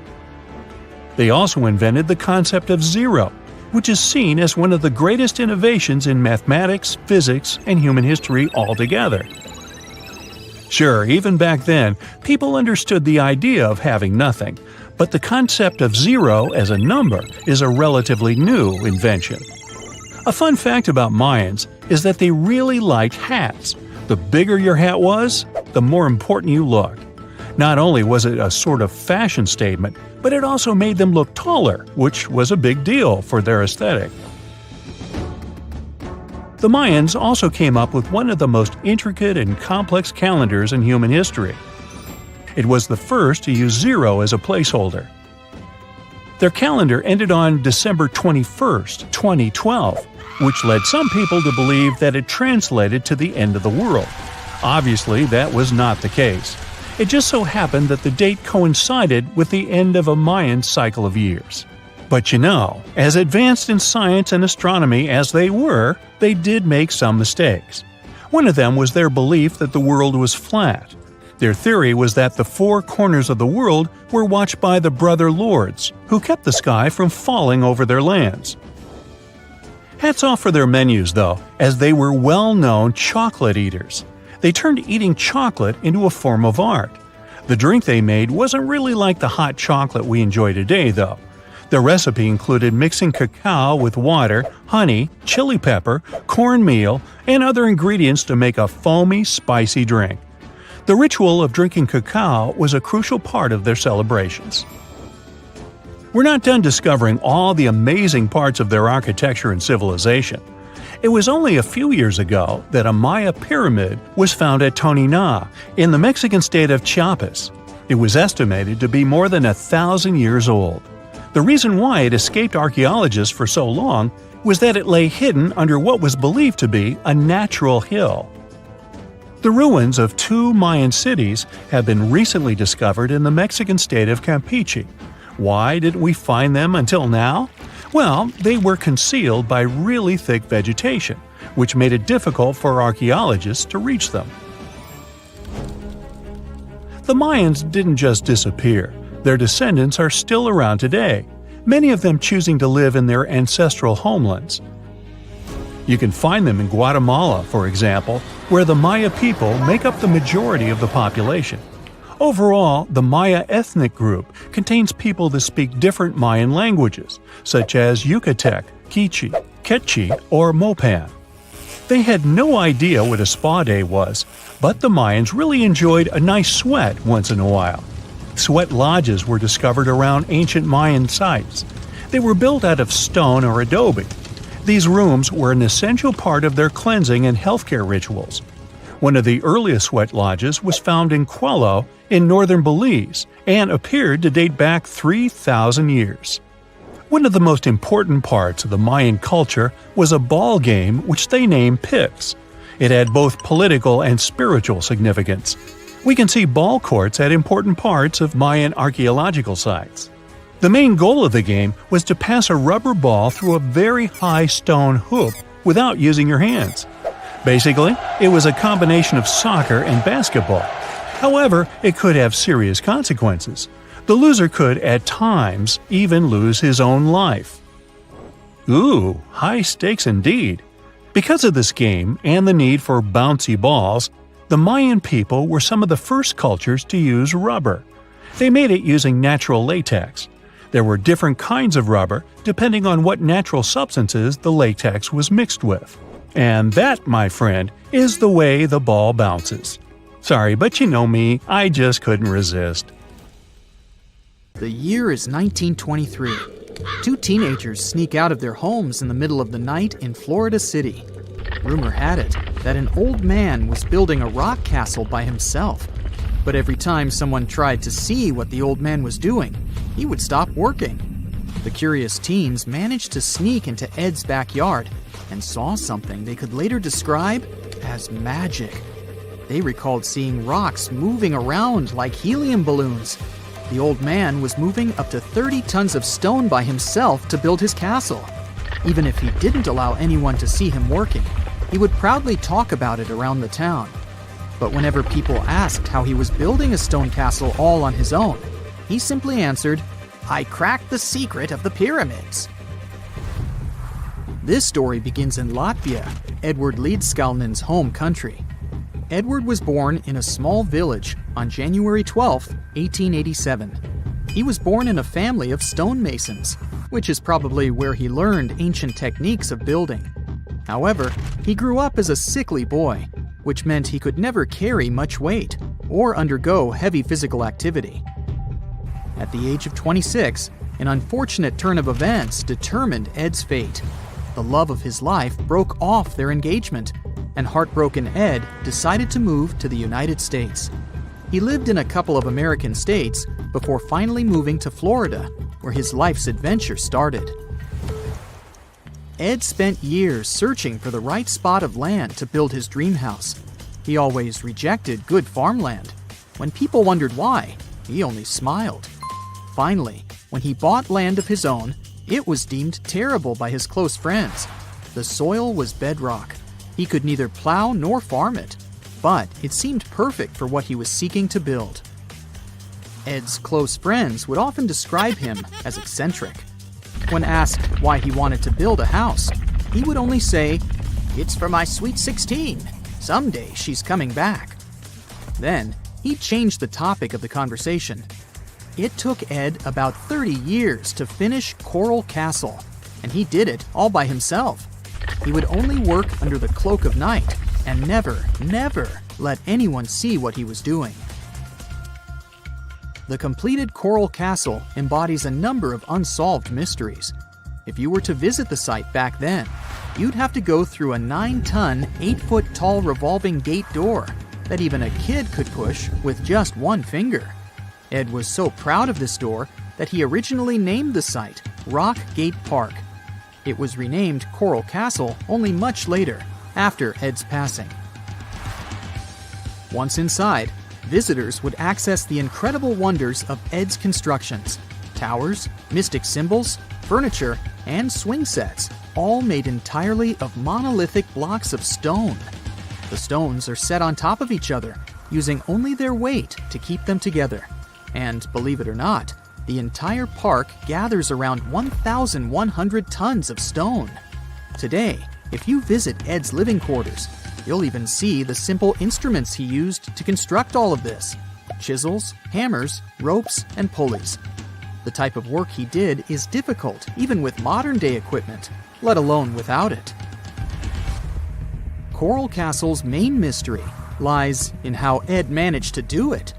The only photograph of Ed Leedskalnin at work shows a simple leverage structure of a chain hoist attached to a wooden tripod. The tripod was made of old telephone poles with a small wooden box on top. What was in the box is, of course, a mystery. Unfortunately, he took his secrets with him, not sharing the truth of his work with anyone else. Yet, not all is lost, as there are many theories and speculation surrounding what could have happened there. One theory says that there is a harmonic grid inside the Earth's surface, something that would create anti-gravity spots around the globe. It's believed that Coral Castle was built in such a spot. This could explain why it took Ed so long to find land that pleased him. Maybe what he was looking for was a place that allowed him to experiment with anti-gravity forces. Yet, whenever Ed talked about his work, he would say he understood the laws of weight and leverage, and, sure thing, that he had cracked the secret of the pyramid builders. And what secret is that, you might ask? According to Ed himself, it has to do with magnetism. He even published a pamphlet called Magnetic Current. There, he explains that every object has magnetic particles inside of them. A person just needs to understand where they are located inside such objects. This way, objects can be lifted and moved around without much effort, just like moving something heavy underwater. Researchers say that if we assume Ed Leedskalnin and the pyramid builders used the same technique, then it would only have taken 4,700 workers to build the Great Pyramid of Giza, instead of the 20,000 to 100,000 that is currently estimated. But this story just keeps on getting more and more mysterious. In the late 1920s, Ed was finishing the construction of Coral Castle in Florida City. Rumors about his work had spread around town. People said Ed was hiding a stash of money somewhere in his living quarters. One night, a group of men waited until Ed was alone and broke into the castle to rob him. They couldn't find the money and, luckily, didn't harm Ed. But in the following days, he decided that it was best he moved out of that land. Of course, he took more than his toothbrush along with him. Ed decided to move the entire Coral Castle to another land 10 kilometers away from where he had built the park. Legend says he hired a truck driver and asked him to swear secrecy about what Ed intended to do. He asked the driver to look away while Ed loaded the truck by himself, moving all of the rocks without any help. With the truck loaded, Ed and his castle moved to Homestead, Florida, where the park is located until this day. In 1986, a group of engineers from Florida University was called to try to fix the park's gate entrance. the 9-ton revolving door that Ed was so proud of.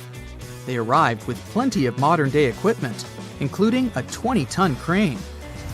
When the engineers took the door down, they noticed that Ed had used a strange circular stone at the bottom of the revolving door. The engineers couldn't understand how this frisbee-sized rock could withstand 9 tons of weight without breaking into pieces. They sent the rock to the geology department at the University of Florida, but the geologists simply returned the rock, saying they couldn't find a match of this rock in their databases. They couldn't determine its origin. The engineers put the 9-ton gate back into place, trying to use other techniques. At first, it didn't work without the base rock Ed had originally used. So, they had to cut the gate rock to make it work as a revolving door once again, proving that modern-day technology couldn't replicate what Ed had done single-handedly. Fast forward to 2011, and another man claimed to have cracked the code of the pyramid builders and Ed Leedskalnin himself. Wally Wallington, a retired construction worker from Lapeer County, Michigan, has managed to build using similar techniques to those used by Ed. Wallington is known for having built his personal Stonehenge in Michigan. He is said to have used simple machines, such as levers and counterweights, moving around multi-thousand-pound concrete blocks. Unlike Ed, Wallington has shared his techniques with the public. Multiple videos are showing the clever engineering he built from very simple materials. It sure is impressive. The man has moved his entire barn into another property just with the help of simple tools.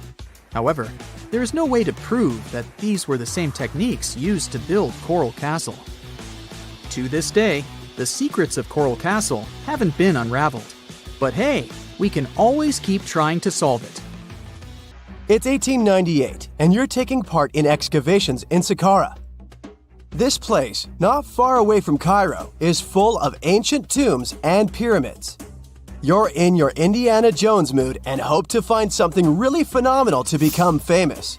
Gold, manuscripts, treasure maps, mummies of famous pharaohs. Wait, a wooden bird? You're really disappointed as it looks like a regular toy. An old one, but still.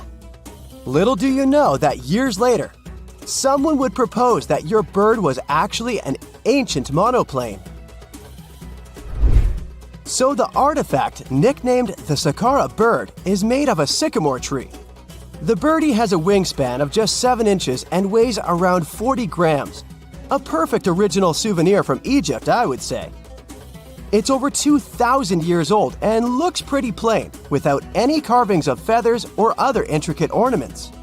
It has a beak and eyes though, which makes our find look like a hawk, the emblem of the deity Horus.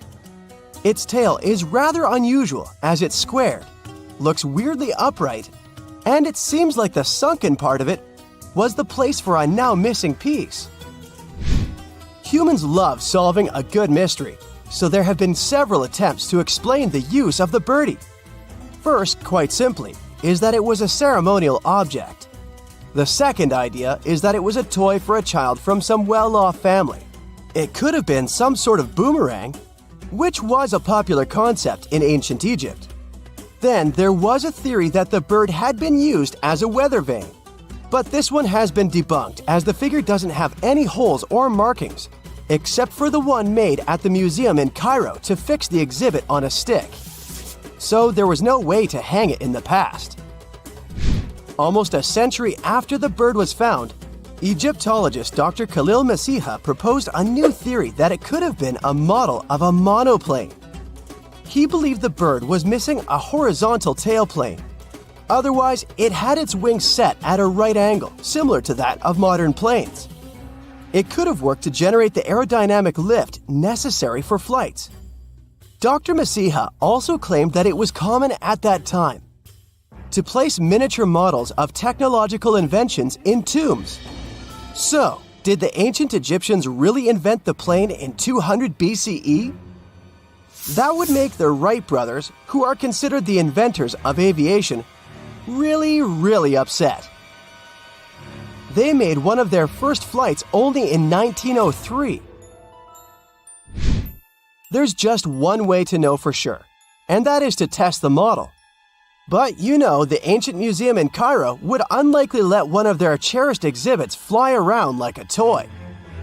That's why glider designer Martin Gregory built a similar model, this time of balsa wood, and concluded that even with the missing tailplane, the plane wasn't much of a flyer. Case solved? Not really. This didn't sound convincing enough to the History Channel, so they invited an aerodynamics expert to build another replica of the bird. He tested it in weather conditions similar to those in Egypt and was impressed with the little plane's abilities. So, if they did invent the prototype of a plane back in the times of pharaohs, it would be a good example of an oupart. That's an out-of-place artifact, an object that's way ahead of its time in terms of technology or history. And the Saqqara Bird isn't the only example of such a revolutionary concept. In 1901, a group of divers retrieved the Antikythera mechanism from an underwater shipwreck near the Greek island of Antikythera. It's been dubbed the world's first analog computer, and it's currently dated around 100 BCE. The bronze mechanism could tell the position of the sun, moon, planets, and stars, as well as the lunar phase, the dates of upcoming solar eclipses, and even the speed at which the moon moves through the sky. No one's sure who used it and how or where it was made. But it's obvious that it's extremely precise and way too advanced for its time. The first flushing toilets in the world were invented in the middle of the 20th century. Just kidding. The ancient Minoans on the Mediterranean island of Crete and the Indus Valley civilization both came up with this brilliant invention at the same time, around 4,000 years ago. The plumbing and sanitation were so well done that no one managed to design anything better until 2,000 years later. One ancient Minoan lavatory was discovered at the Palace of Knossos. It looks like it had a wooden seat set over a tunnel that directed water from a rooftop reservoir to an underground sewer. Other varieties got water from jugs. Only the super rich people could afford all this glory. So if you wanted to shop for real estate back then, the flushing toilet would be a telltale sign you were in the rich neighborhood. Automated doors became a cool, seemingly new invention back in 1931. But the technology behind them is actually much older. Think the 1st century CE old. Mathematician and engineer Heron of Alexandria came up with a hydraulic system to open and close temple doors. To bring it into action, you need to light a fire to produce heat. There was a brass pot under the fire, half filled with water. The inventor connected the brass pot to containers that acted as weights. When the fire was burning, the water moved into the containers. They went down and pulled the ropes. It was nothing like a supermarket door that opens in front of you before you even have time to think. Heron's door took hours to open, and there was no way to stop the process. That's why they only opened the doors once a day before people entered the temple, to add some mysticism at the temple during ceremonies. Spooky. Looks like the first ever battery was invented in Baghdad around 2,000 years ago. A German archaeologist found this oval-shaped clay jar in 1938. Scientists are still not sure what purpose it served and who exactly invented it. There is a theory that it was used for electroplating objects with precious metals. When they filled it with a weak acid like vinegar, the battery produced around 1 volt of electricity. Another theory says it was a vessel for sacred scrolls. Would you like to buy contact lenses designed by Leonardo da Vinci himself? In 1508, he invented a glass lens with a funnel on one side. You were supposed to wear it with water inside to improve your vision. Sounds a bit uncomfortable, doesn't it? So, around a century later, French scientist René Descartes decided to improve the idea and make the cornea contact the future lenses. Contacts because they contact your eyes, get it? The glass tube with liquid did help improve vision, but blinking was sadly impossible. 2.5 centuries later, new technologies in the glass industry let scientists design contacts that would fit in the eye and even let the wearer blink. Thanks, guys! Still, those lenses were made of heavy blown glass and didn't let the eye breathe. About 50 years later, contacts became plastic, lightweight, unbreakable, and scratch-resistant, but still covering the entire eye. And then, in 1948, an English optical technician accidentally sanded down a plastic lens and figured out they'd still be in place even if they covered only the cornea. Imagine you're living in 19th century London and need to send a message to New York. It would have taken about 10 days to get there by ship. So when delivery time went from days to hours in 1858, it was a true sensation. The first message was sent by Queen Victoria herself. It was all made possible thanks to the transatlantic telegraph cable, running under the ocean. Sadly, the new cool invention only lasted a few weeks. It took years to bring it back to life. The Moai statues have been standing tall and proud for hundreds of years. Once people put an enormous effort into carving these grand sculptures, and then they just suddenly stopped making them. But why? Let's figure out this mystery. Easter Island, located 2,500 miles east of Tahiti, has an area of 63 square miles. To this day, it's one of the most isolated islands in the world. Once it was covered with forests, filled with different trees and ferns. But when the first humans came to the island around 400 CE, the forest slowly began to disappear. And starting from 1250 CE, Moai statues began appearing all over the place. People made them from different types of rock: compressed volcanic ash, basalt, trachyte, and red scoria.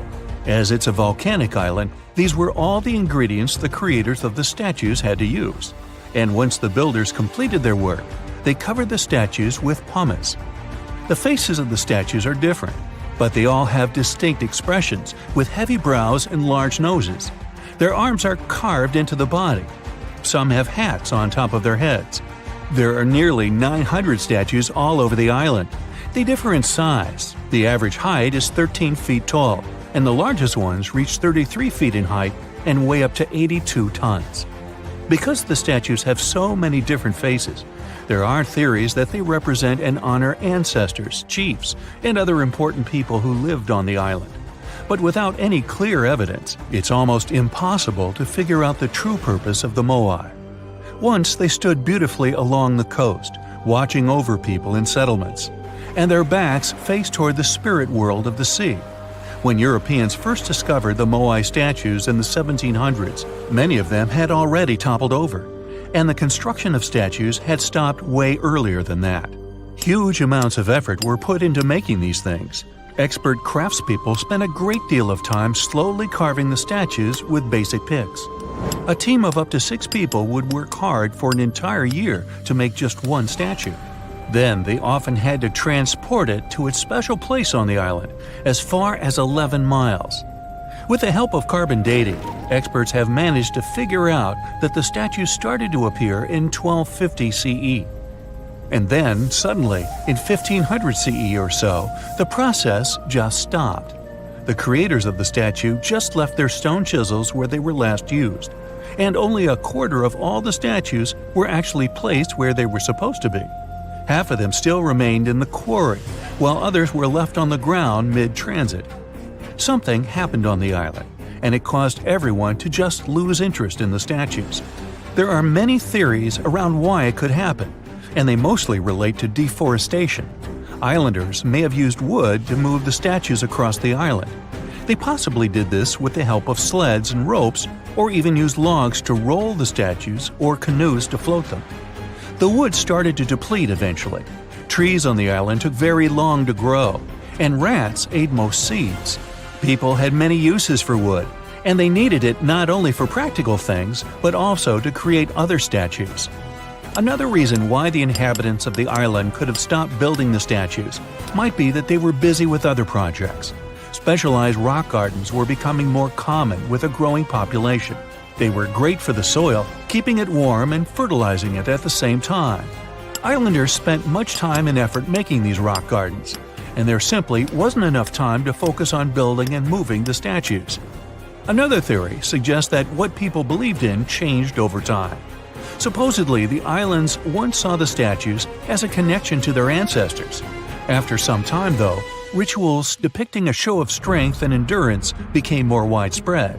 And with these rituals, islanders started to carve images related to seabirds. Seabirds became the main animal on the island. People started to believe that their ancestors looked over them through birds instead of the statues, so there was no longer a reason to build the Moai.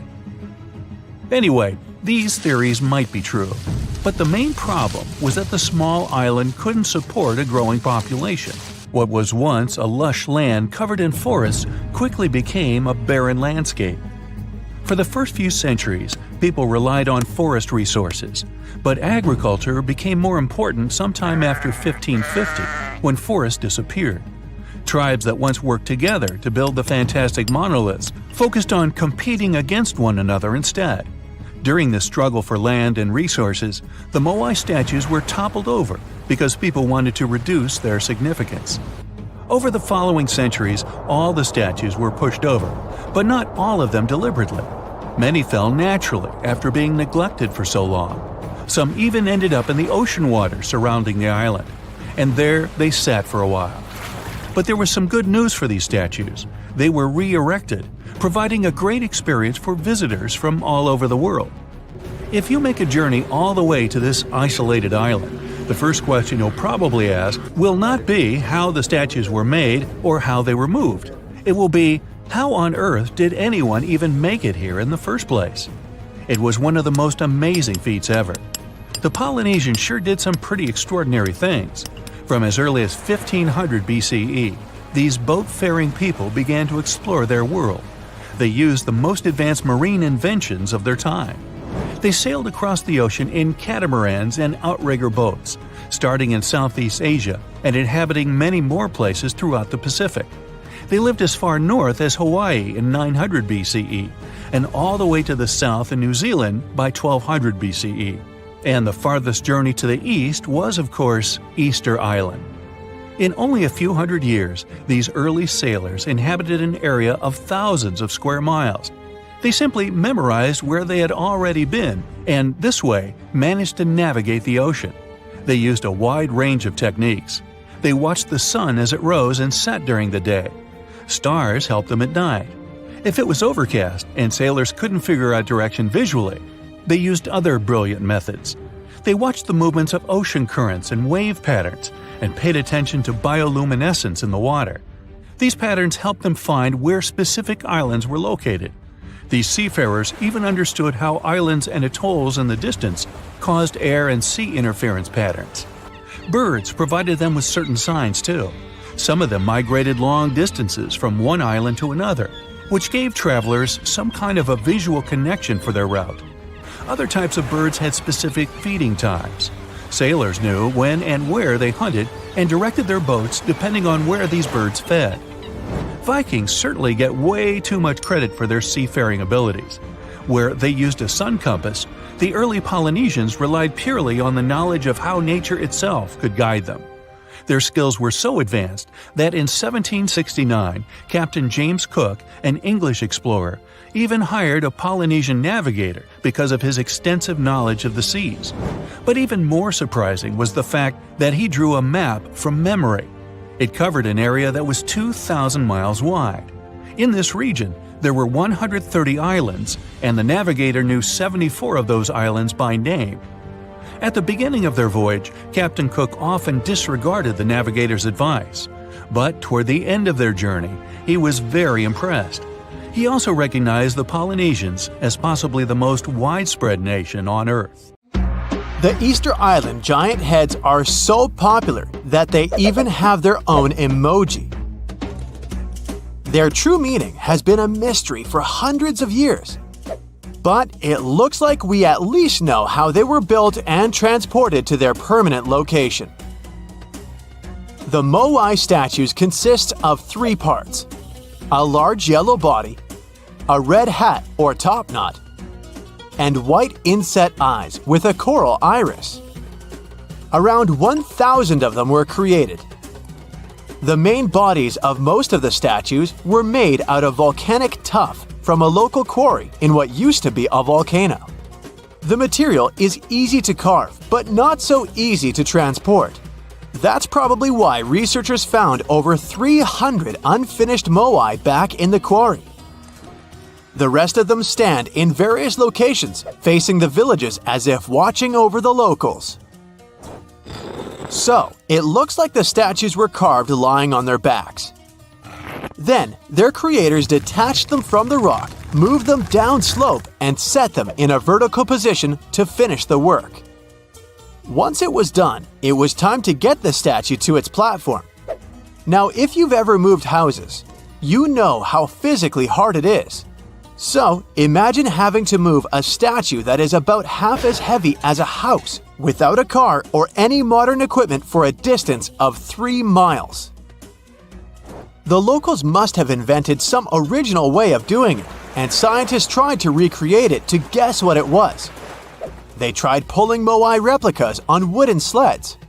They thought someone could have used palm trees for that purpose, but this theory has been debunked. The most successful experiment so far was wielding ropes to rock the statue down the road in a standing position. This method sounds real because the local Rapa Nui legends mention that the Moai walked from the quarry. And, of course, they needed a good road to get there. In the early 20th century, researcher Catherine Rutledge identified an 800-year-old road network on the island. It was a bunch of pathways around 15 feet wide going from the quarry. She thought that those roads were ceremonial and not built just for the statues. She wasn't a famous scientist back then, so others mostly ignored the theory. Several decades later, famous Norwegian adventurer and archaeologist Thor Heyerdahl published his theory.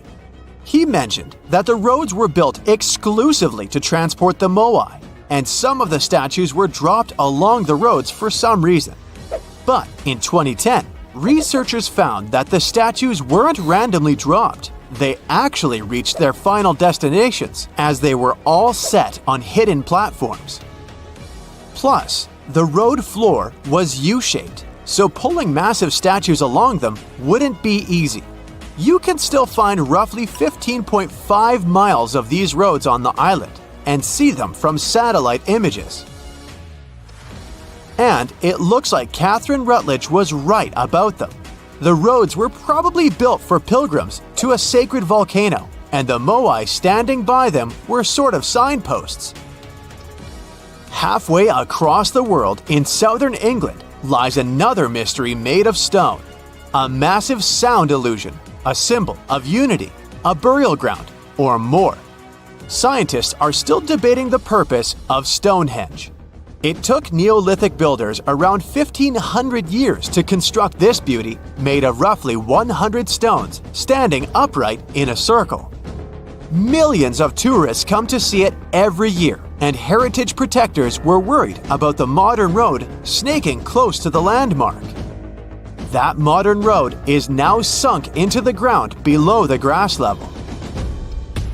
And even though archaeologists assumed they could find an older road under it, they didn't have any high hopes. But when they took off a layer of asphalt, they noticed 2 parallel ditches that were nearly perpendicular to the road.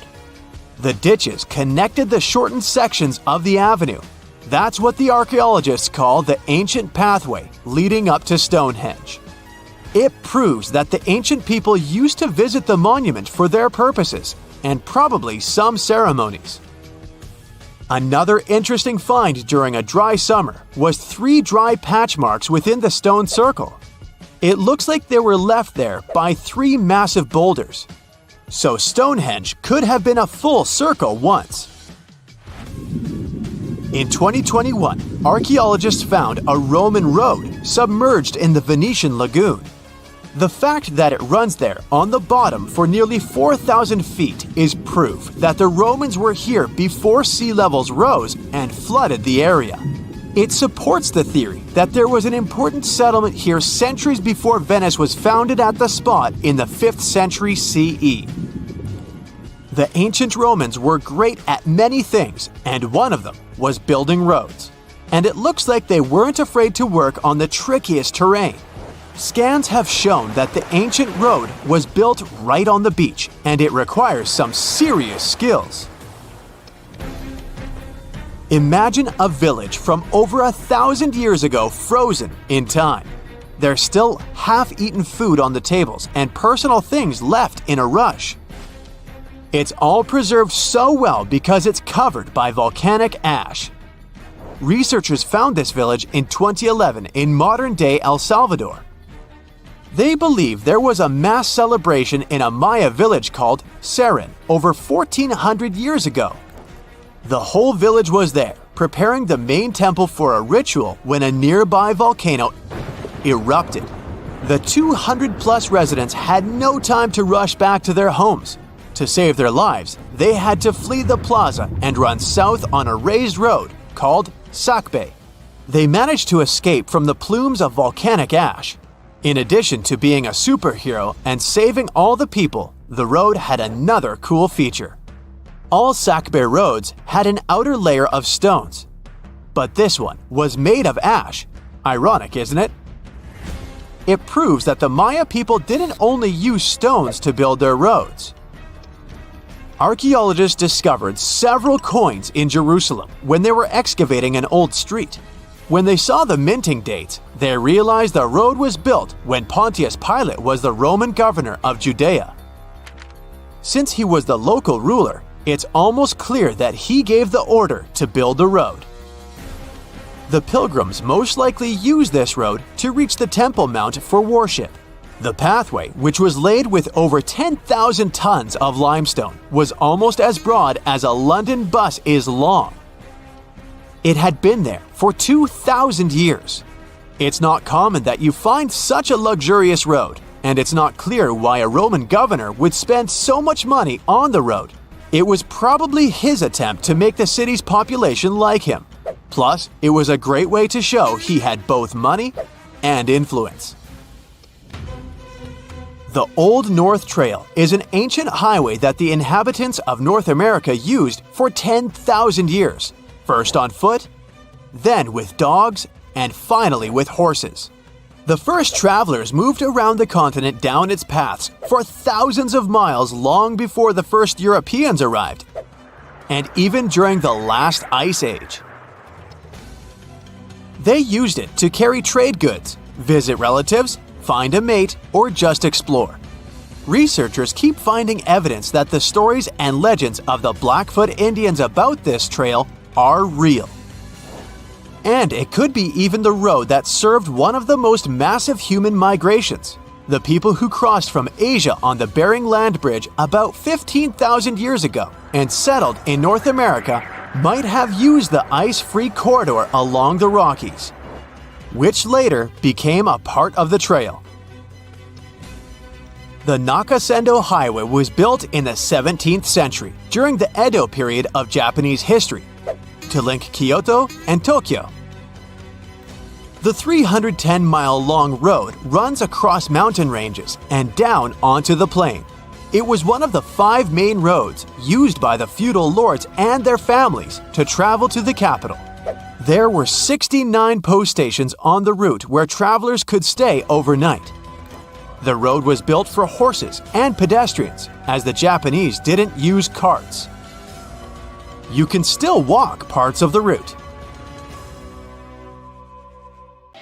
You're going to Ilha de Queimada Grande, one of the most dangerous islands in the world. There, you find yourself among rainforests, huge rocks, and grasslands. The place is home to birds, locusts, and giant cockroaches.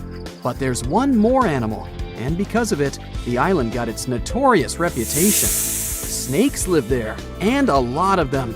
So many that the place is also known as Snake Island. Will you survive there? Located just 20 miles away from the coast of Brazil, the island has an area of 43 hectares, or over 100 acres. It probably got cut off from the mainland after the last ice age. The snakes were also separated from most other animal species.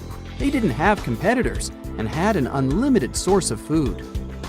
In such a small area, There are up to 4,000 snakes. That's one snake for every 10 square feet. It would be a difficult feat not to come across a snake on this island.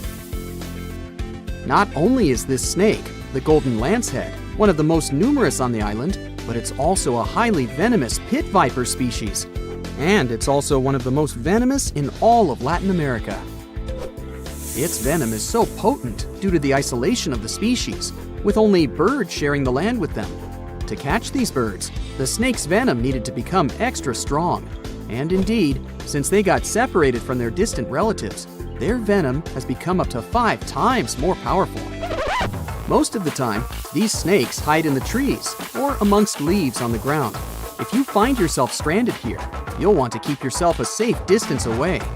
Snakes mainly use their sense of smell and rely on vibrations. If you get too close to one, either stand still or slowly walk away. If you make too many vibrations, this will make them feel threatened, causing them to strike. If you spot them a safe distance away, or if you're walking toward tall grass, stamp your feet a couple of times. This will notify snakes of your presence. They won't risk taking down prey larger than they are and will likely slither away. Carrying a stick is always a good idea, just in case you happen to come across a snake accidentally. This way, you'll have an extension of your arm that cannot be bitten. This simple thing might save your life. A stick with a V shape on the end will give you even more advantage. Even if a snake starts acting aggressively, holding it down will stop it in its tracks. But whatever happens, don't try to pick it up. Okay, but what if you get bitten? The chances are pretty high on this island, of course. First of all, don't try to get the venom out on your own. Make sure you call emergency services immediately. And once help is on the way, apply a wide bandage. A piece of clothing will do if you don't have anything else. Don't try to chase the snake trying to identify the species.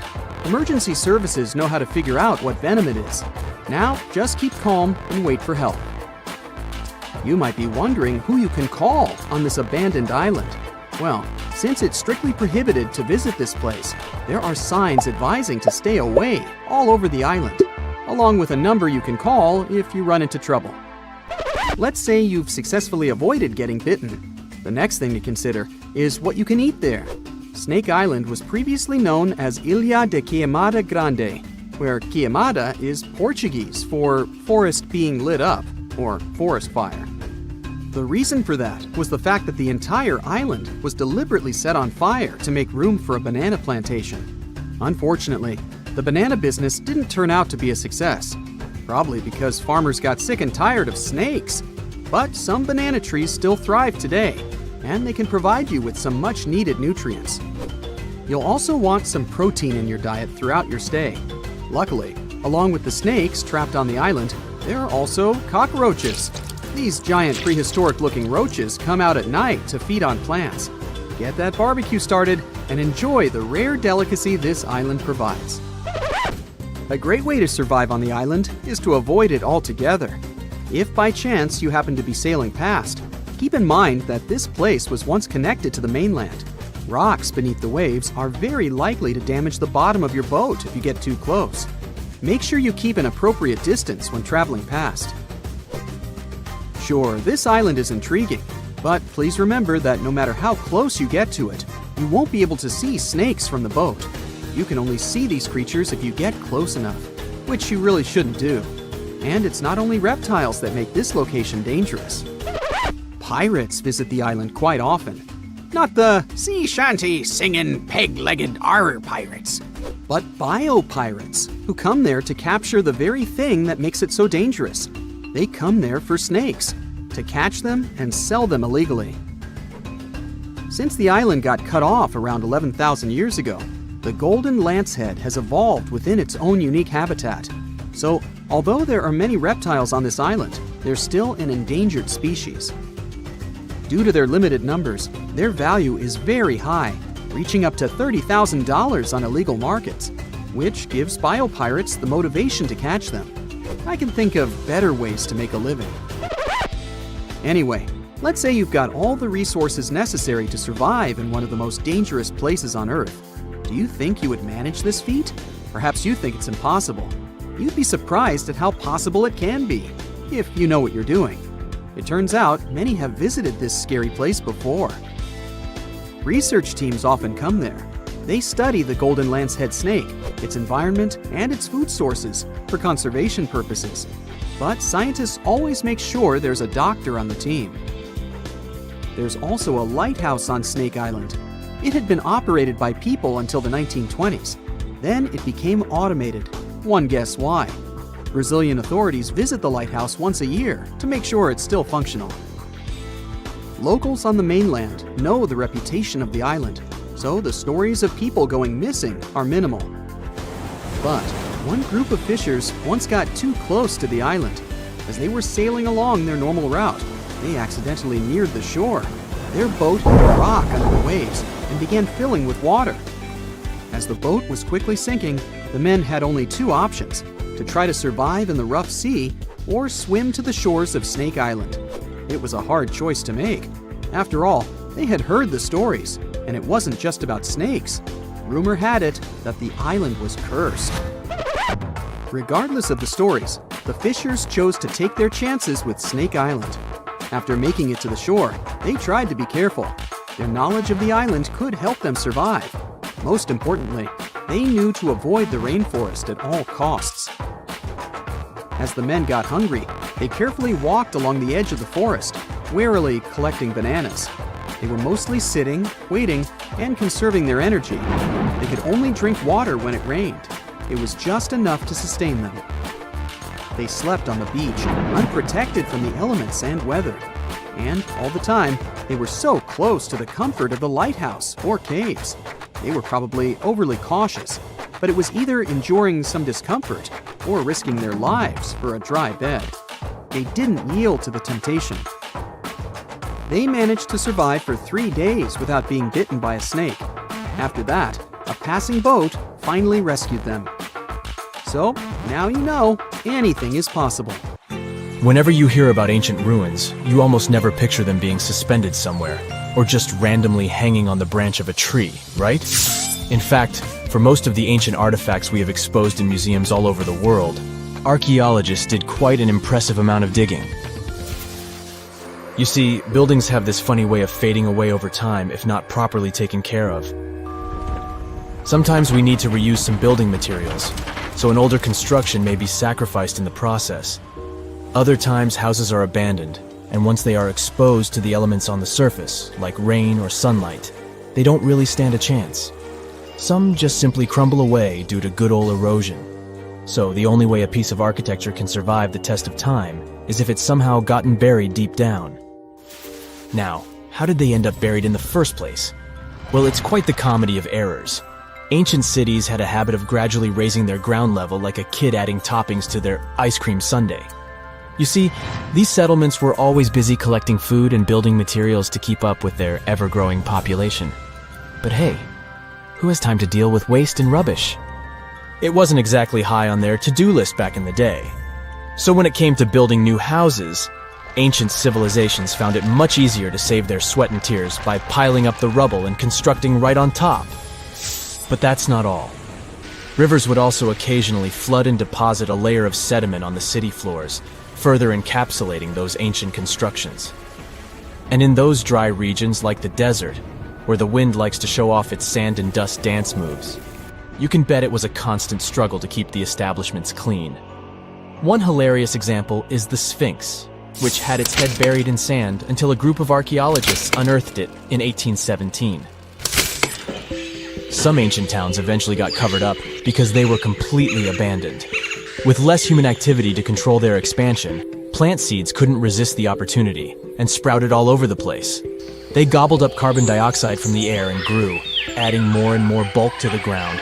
Those cheeky roots even decided to stabilize the soil made from decaying plant matter, creating layers upon layers of earthy goodness.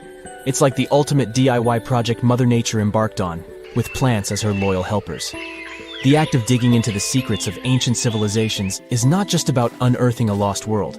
It's also an epic quest to reveal the hidden treasures beneath layers of history.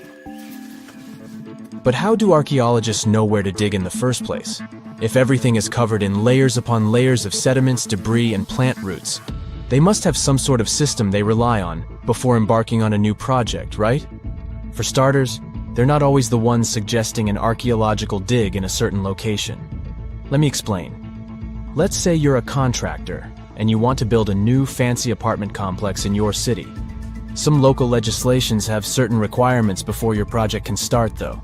For instance, before anyone starts building on a piece of land, they might need to bring in specialists to check the soil.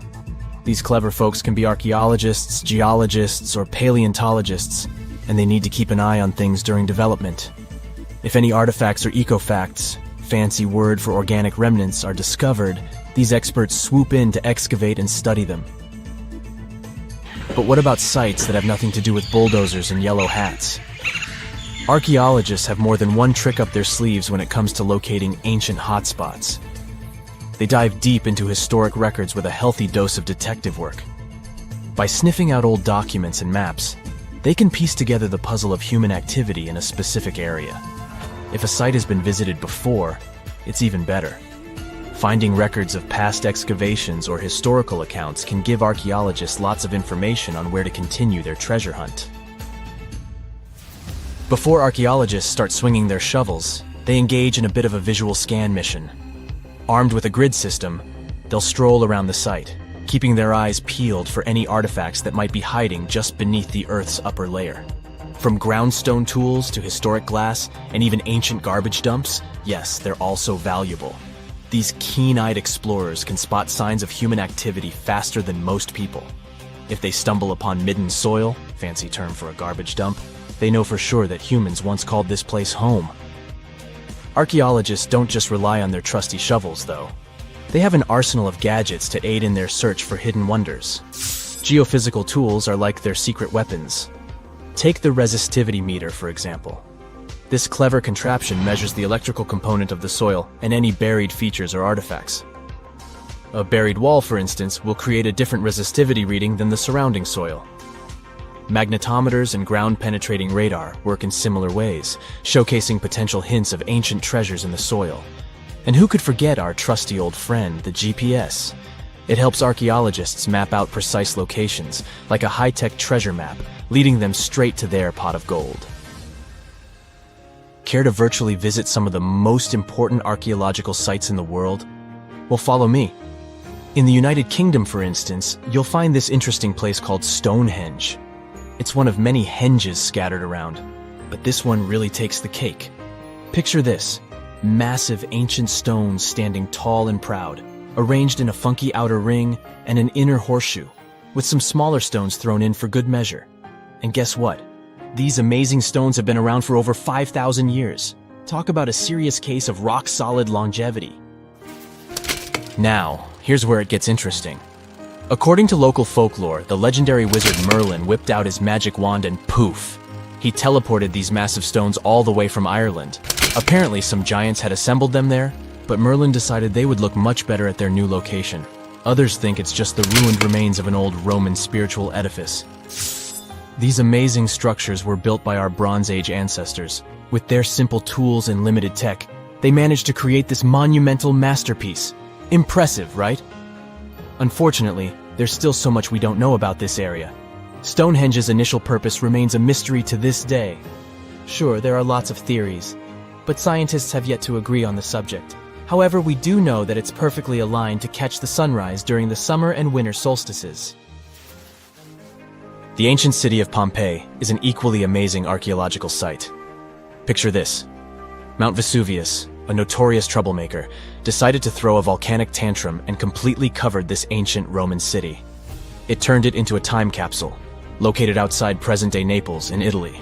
Fast forward to the year 1748, when a bunch of adventurous explorers stumbled upon Pompeii. Lo and behold, they discovered a treasure trove of well-preserved goodies: streets, houses, food. Probably a bit stale by then. Blingy jewelry, fancy sculptures, colorful frescoes, everyday household items, and even animal and human remains. It was like an epic archaeological party. From the looks of it, Pompeii had it all. Fancy houses and villas, a massive 20,000-seat arena, cute little artisan shops, hangouts like taverns. And let's not forget the saucy spots like those luxurious bathhouses for some intense pampering. There's also the Sanctuary of Apollo, where people used to gather for their daily dose of worship. And of course, the bustling heart of the city, the Forum of Pompeii, where all the cool people used to hang out. And guess what?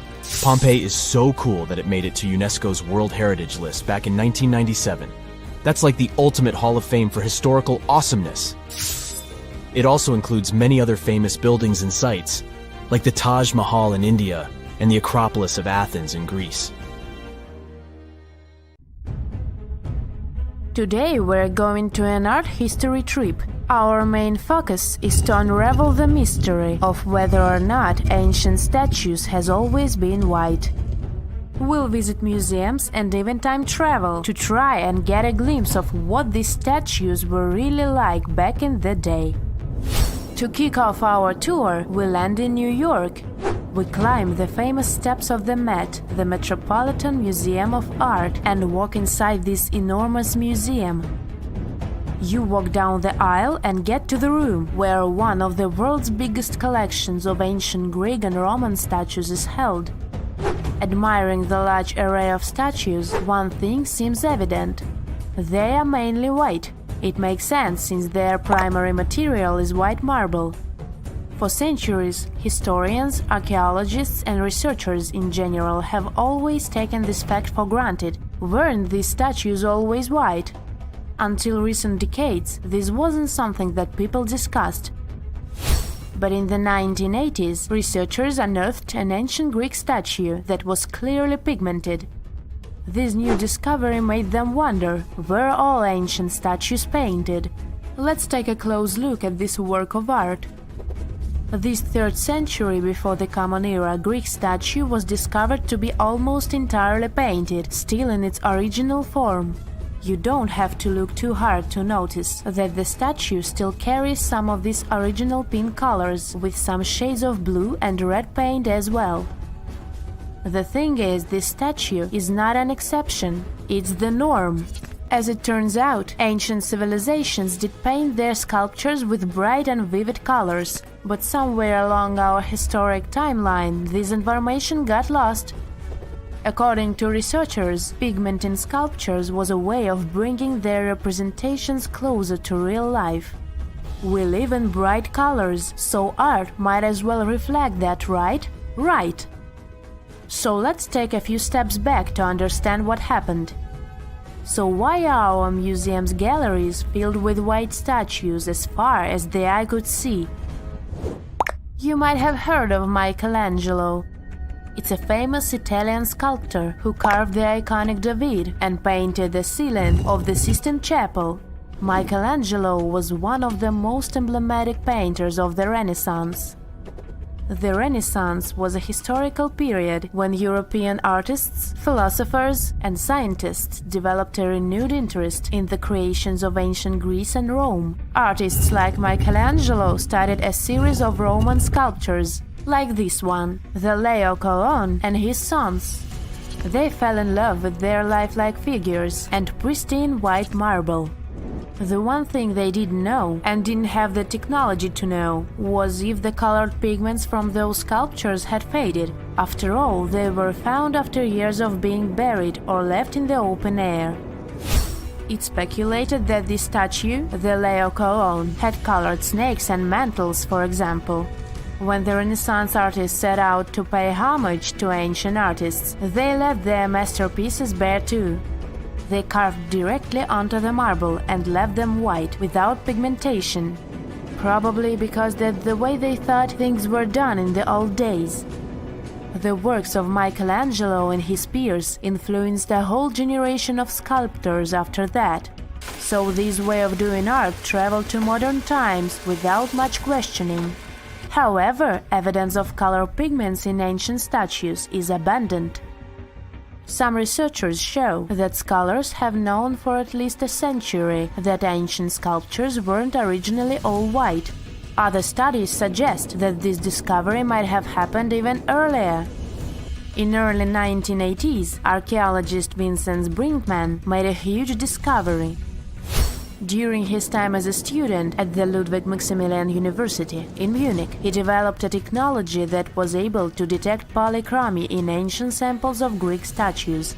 Polychromy is an art of painting in several colors. Anyways, he was taken aback by his discovery and confused as to why and how other researchers and archaeologists weren't talking about this. As it happens, the first discovery that ancient statues weren't all that white happened a long time ago, way before Vincent was born. It happened during the unearthing of Pompeii back in the 1700s. As you may know, the city of Pompeii in southern Italy was completely covered with lava after the sudden eruption of Mount Vesuvius. The city was destroyed, but the clouds of ashes that arose from the lava managed to preserve a lot of the city structure through time. Thankfully for art historians and archaeologists, Pompeii became a digging ground for understanding ancient Rome. Researchers found several conserved frescoes that depicted scenes of daily Roman life. In one of these paintings, an artist is seen painting a sculpture. This fact was recorded by a very famous art historian known as Johann Joachim Winckelmann. He is also considered the father of art history. Now let's take a closer look at another famous statue. To see this one in person, you'll have to fly all the way to Rome and visit the Vatican museums.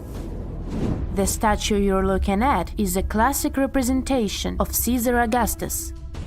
In case you didn't know, he was the founder of the Roman Empire and the first emperor of Rome. He is important. The sculpture you're seeing is called the Augustus of Prima Porta. You may have seen this before, probably in a history textbook. The thing is, it's always depicted in its white marble form. But according to an archaeological finding from the 1860s, the original statue was way much more colorful than that. According to archaeologists, the statue of Augustus de Prima Porta has a crimson tunic, yellow armor, and a purple mantle. It's important to keep in mind that colors weren't made artificially as they are today. Artists could only produce color from natural resources, so purple, for example, was an extremely difficult color to make. Back in the day, they derived purple from the mucus of a rare species of snail, meaning that anyone who used the color purple to pigment their art and clothes was powerful and wealthy. Well, this looked like enough proof for me that ancient statues weren't always white. But as we can judge by the look of our modern museums, there didn't seem to exist enough interest in the art community to further explore polychromy on the ancient statues. But remember that archaeologist we talked about, Brinkman? Well, he has been collecting data on polychromy since the 1980s. At a certain point, he even began making colored replicas of such statues. The technology used is far from simple. To reconstitute these ancient works of art, Brinkman makes a 3D plaster copy of them. Then he paints them by hand with the help of his wife. To find out which color were used in the original sculptures, Brinkman uses UV light. Certain pigments glow under UV light, exposing traces that would otherwise be invisible. Take this colorful archer as an example. Look at these colors. This piece is the reconstruction of a marble archer in the costume of a horseman. To accurately depict the archer, restorers had to research a lot about the history of the region where the art piece was originally found, since colors have a cultural meaning. That, together with UV technology, allowed for the reconstruction you can now see. It seems very far from the idea we have of what the Greeks would make, but this is supposed to look exactly like the original one. According to Brinkman, we shouldn't be so surprised that ancient Western civilizations used bright colors to depict their realities. After all, the Romans and Greeks were heavily inspired by the works of art of Egyptian civilization, Old Mesopotamia, and Asia. For example, if you look at the famous Egyptian Sphinx, you might be led to believe that it always looked that way, but that wasn't at all the case. Modern studies and virtual reconstructions of the monument show us that the monument was very colorful. The body of the statue is believed to have been painted terracotta, while the regal headdress that circles the head is meant to have been golden blue. All of these were considered important colors in Egyptian times, and it was only suitable to use them to depict a pharaoh. So how come the world is still talking about a statue that only existed for a mere 54 years over 2,000 years ago? What made this impressive ancient construction so remarkable that we're still discussing it? I'm talking about the Colossus of Rhodes, of course. It's considered to be one of the 7 wonders of the ancient world, along with the Great Pyramid of Giza or the Gardens of Babylon. There are a lot of mysteries surrounding this ancient statue, but let's look at some of the facts first, shall we? What we do know is that the local Rhodians decided to start a massive project once a Macedonian siege over their island was over. In other words, it was their way of honoring the higher powers for their victory. Using a lot of material left behind by the Macedonians, they started the construction of the Colossus, which is estimated to have taken about 12 years. Most contemporary descriptions of the sculpture agree that it stood about 105 feet tall. Now, just to compare, that's about the size of the Statue of Liberty today, which is 151 feet tall.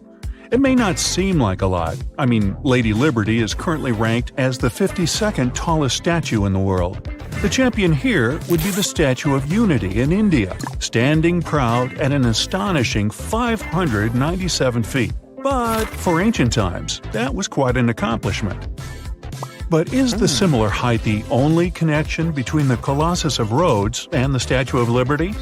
Not really. We do know that they both also refer to Lady Liberty as the modern Colossus, since both statues were constructed as a symbol of liberation. There's even a plaque placed inside the pedestal of the New York statue, inscribed with the first verse of the sonnet, "The New Colossus," not like the brazen giant of Greek fame. To build this massive Colossus statue, they sure needed a lot of bronze. Some ancient records even recount that the construction required 27,000 to 29,000 pounds of bronze. Even for modern times, this is a lot, but back then, they even called it an operation that involved the bronze industry of the entire world. The man tasked with bringing the statue to life was Shars of Lindos, a local Greek sculptor. The whole construction took place from 294 to 282 BCE, but unfortunately, Shars never got to see the end result. We don't know for sure why that happened, but some records claim constructing the Colossus of Rhodes may have led him to complete bankruptcy, since he failed to accurately estimate the cost for the massive statue. Anyway, we still don't know for sure how it was possible to build a statue this big back in those days. They had none of the equipment we have today, like excavators or elevators. Some old records said that they had to invent a completely new, custom method to build it. It all happened on the location, put together piece by piece. They supposedly split the statue into many different sections, and the first one to be constructed was the feet. Once each section was done, huge mounds of earth were placed around it, so they could continue working on the next section above. However, these records were made more than 100 years after the Colossus was finished, so there's little we can say about the accuracy of this information. In all those 12 years, the local Greeks worked around the clock to build the Colossus of Rhodes. They started with a white marble base that they placed at the statue's feet. They then continued with some sort of an iron skeleton, to which they attached the bronze plates. Why did they choose bronze, though? Well, that was more for practical reasons, since bronze is stronger than iron and it can also sustain extreme weather conditions. More so, if you think about it, the statue was located pretty close to the sea, so the air surrounding it would have been pretty salty. That's why they needed to make it out of quite sturdy material. And what about the location? Well, that's something that has been up for debate for a long time. Researchers initially believed that the statue stood with each leg on either side of the Mandrake Harbor, one of many in the city of Rhodes, basically straddling its entrance. As imposing as that may sound, it was likely not the case. First of all, that would have meant the harbor would have to have been closed for the whole duration of the construction, which doesn't seem to match all the other records. More so, after the statue had fallen, it would have probably blocked the entirety of the harbor, which again doesn't seem to be mentioned anywhere. Most recent depictions say that it most likely stood either on the eastern side of the Mandrake Harbor or maybe even further inland. So, what happened to this impressive structure? Is there really nothing left of it to this day? And why did it survive for only 54 years, since it took so long to build and it was so important for locals? Well, as admired and valued as it was to the Greeks, an earthquake took the Colossus of Rhodes away from them. The story goes that because of the movement of the earth beneath it, the statue snapped at its knees and was completely laid on the ground. Nonetheless, the statue still continued to be admired for centuries. The Rhodians refused to rebuild it as they considered it a sign and did not dare intervene with destiny. By the middle of the 7th century, they had taken away what was left of the statue completely. Legend says it took about 900 camels to carry all the bronze away from the location. And what about the looks of the statue? This is also one aspect that is still shrouded in mystery. Even though it was a symbol of the locals' pride in maintaining their independence, they did not use the depiction of the statue for any of the coins they made, even though that was kind of customary. Other art historians do think, however, that the Colossus was similar to other depictions of the same mythological creature, a male figure that had rays of light rising from its head. The position of its hands is also still up for debate. Some say it might have even been holding a torch. We don't know if his hands were pointed straight down or whether the right arm was raised, like in similar representations in Greek mythology. The original might not be here for us to admire anymore, but there are some plans out there to rebuild it. A group of European architects intends to build a 21st century version of the ancient statue. This new construction is planned to stretch 500 feet tall. It should serve as a cultural center combined with a lighthouse. To make sure it won't have the same destiny as its ancient ancestor, these designers intend to use a lot of technology available today. Firstly, they plan to cover the whole exterior of the modern Colossus with solar panels so that the enormous building has enough electricity. They also intend to use modern resources to make sure earthquakes and wind forces won't affect the massive structure yet again. To do that, they plan to build the statue as a tripod structure, made from its 2 legs and a 3rd pillar of support, constructed from the sash draped over the statue's arm and touching the ground. They also plan to place heavy steel support around the base for counterbalance. They even thought of a suspension system that would permit the statue to rock back and forth, making it a bit more flexible and able to resist all the various weather conditions. The manufacturer's suggested retail price on this project is quite high though, estimated at around $283 million. Supporters of the modern Colossus are optimistic as they are certain they can raise that impressive amount of cash through crowdfunding and private investments. Tourists visit them daily, scrambling for the perfect selfie with some of the world's best-known attractions. But I'm sure you're unaware of these little secrets some of these places are hiding. I promise that today you will look at these world-famous monuments in a new way. Did you know that the Statue of Liberty has a second name? The Liberty Enlightening the World. And what's hidden in a box under the statue, right here? This massive structure stands watch over the entrance to New York Harbor, welcoming travelers from around the world. And there's a lot about this beautiful lady that may surprise you. Designed by sculptor Frédéric Bartholdi, France gifted it to the United States in 1884. That's a pretty nice present, but there was a catch. Already built and much too big to move, it was dismantled entirely, packed into 200 crates, and shipped across the ocean. Then, workers put it back together in New York like a giant 3D puzzle. And though many assume the statue is made of stone, it is not. The outside is actually thin sheets of metal.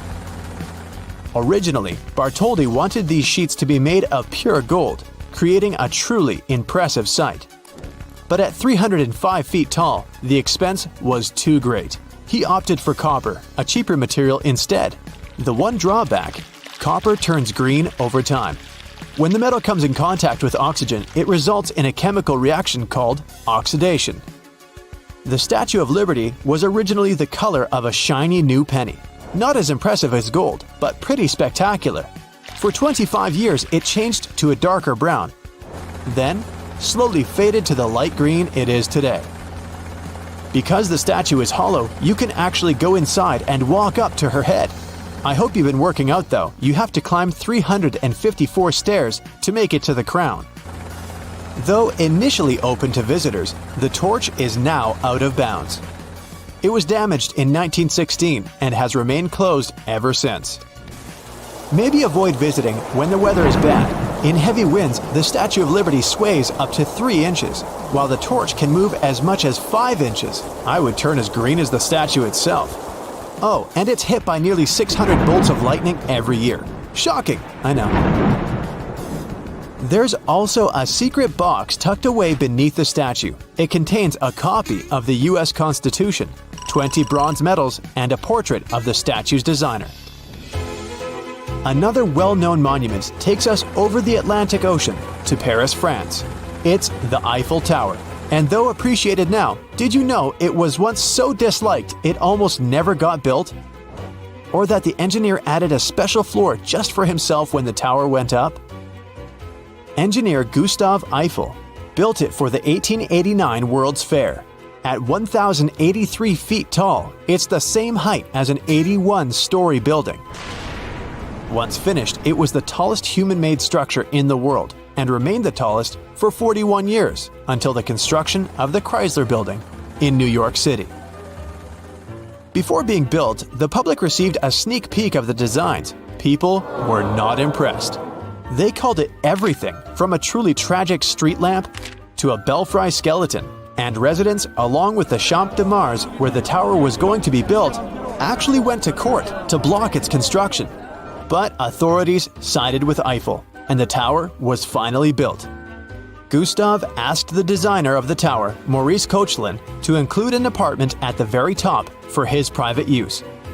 It offered a 360-degree view of Paris and had a living room, big enough for a table, a couch, and a piano, a kitchen, a bathroom, and a bedroom. Talk about a luxury penthouse in the sky.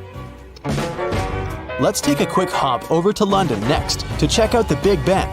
But which part of the structure does the name actually refer to? You might be surprised. Big Ben is actually the name of the bell, not the tower. That's right. You're more likely to hear Big Ben than see it. It's located in the Clock Tower, which was renamed Elizabeth Tower in 2012. And the only visitors allowed to enter Elizabeth Tower and see Big Ben are residents of the United Kingdom. Everyone else can only admire it from afar. Pity. The bell weighs 16 tons, the same as 4.5 hippos, and is 7 feet tall. Not far from here is the impressive London Eye, Europe's biggest wheel at 443 feet tall. Less than 30 years old, it still has its secrets. In this case, they involve the number 13, a little romance, and tortoises. There are 32 climate-controlled observation capsules on the giant wheel, but they numbered them from 1 to 33. What? The reason is simple. Designers skipped the number 13 because of its association with bad luck. Next time you take an elevator, you'll notice there's no 13th floor in most buildings for the same superstitious reason. The 32 capsules represent the 32 boroughs, or areas of London. And it is a top-rated tourist destination, receiving more visitors than the Taj Mahal or Stonehenge. And who knew a giant wheel could be romantic? At least 5,000 marriage proposals and over 500 weddings have taken place here.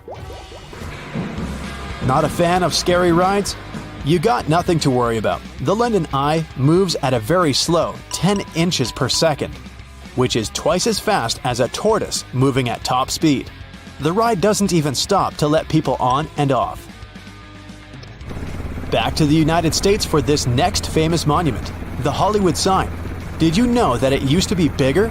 Or the reason it was built in the first place? Don't worry, I'm about to share all its secrets.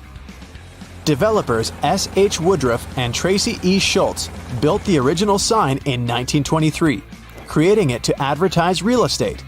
The two men wanted to establish a new neighborhood called Hollywoodland, and the now iconic sign was simply meant to be a giant advertisement to draw home buyers to the area. They planned to remove it after 18 months. In fact, the original sign spelled out Hollywoodland. The city dropped the last 4 letters in 1949.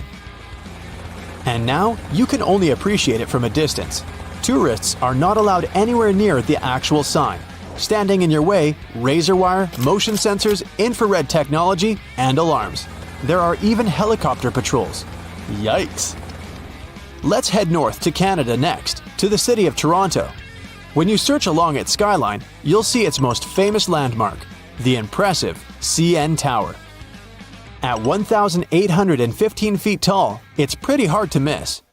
But what treasure does it hide in a special time capsule tucked away in its walls? It took a whole year for 1,500 workers to build the tower, completing construction in 1974. 2 years later, it was open to the public. Afraid of heights? It might not be a tourist attraction for you. First, the elevators have glass sides and a glass floor as well. It takes 58 seconds, speeding at 15 miles per hour to take you from the ground floor to the observation deck in the sky. And the deck also has glass panels on the floor. Don't worry though, you're not gonna fall through. They're so strong that they can handle the weight of 35 moose. I wonder how they tested that. When the tower opened in 1976, a time capsule was hidden in the wall of the lookout level. Inside, you'll find newspapers, Canadian coins, letters from children, and a letter from Pierre Trudeau. The capsule will remain there until 2076, and there's more. Mount Rushmore actually has a hidden room behind Abraham Lincoln's head, but what's inside? Sculptor Gutzon Borglum initially had a much bolder design in mind, including moments in American history with the 4 heads of George Washington, Thomas Jefferson, Theodore Roosevelt, and Lincoln. But his ideas were too ambitious. Instead, he was given permission to create a Hall of Records, a secret chamber that would highlight the history of the United States and any important documents. And finally, what's the secret color-changing magic of the Taj Mahal in India? And the reason is surprisingly simple. The large building can be found in the city of Agra in the northern part of the country. It was built by Shah Jahan as a monument and a tomb for his wife, Mumtaz Mahal. Construction started in 1632 and wasn't completed until 1647. White marble covers the outside of the building and is decorated in jewels like lapis lazuli, jade, turquoise, and amethyst. These are placed to create geometric and floral patterns. But if you look at photos of the building, it doesn't always look the same. The color changes depending on the time of day. It has a lot to do with how the sun reflects off the marble.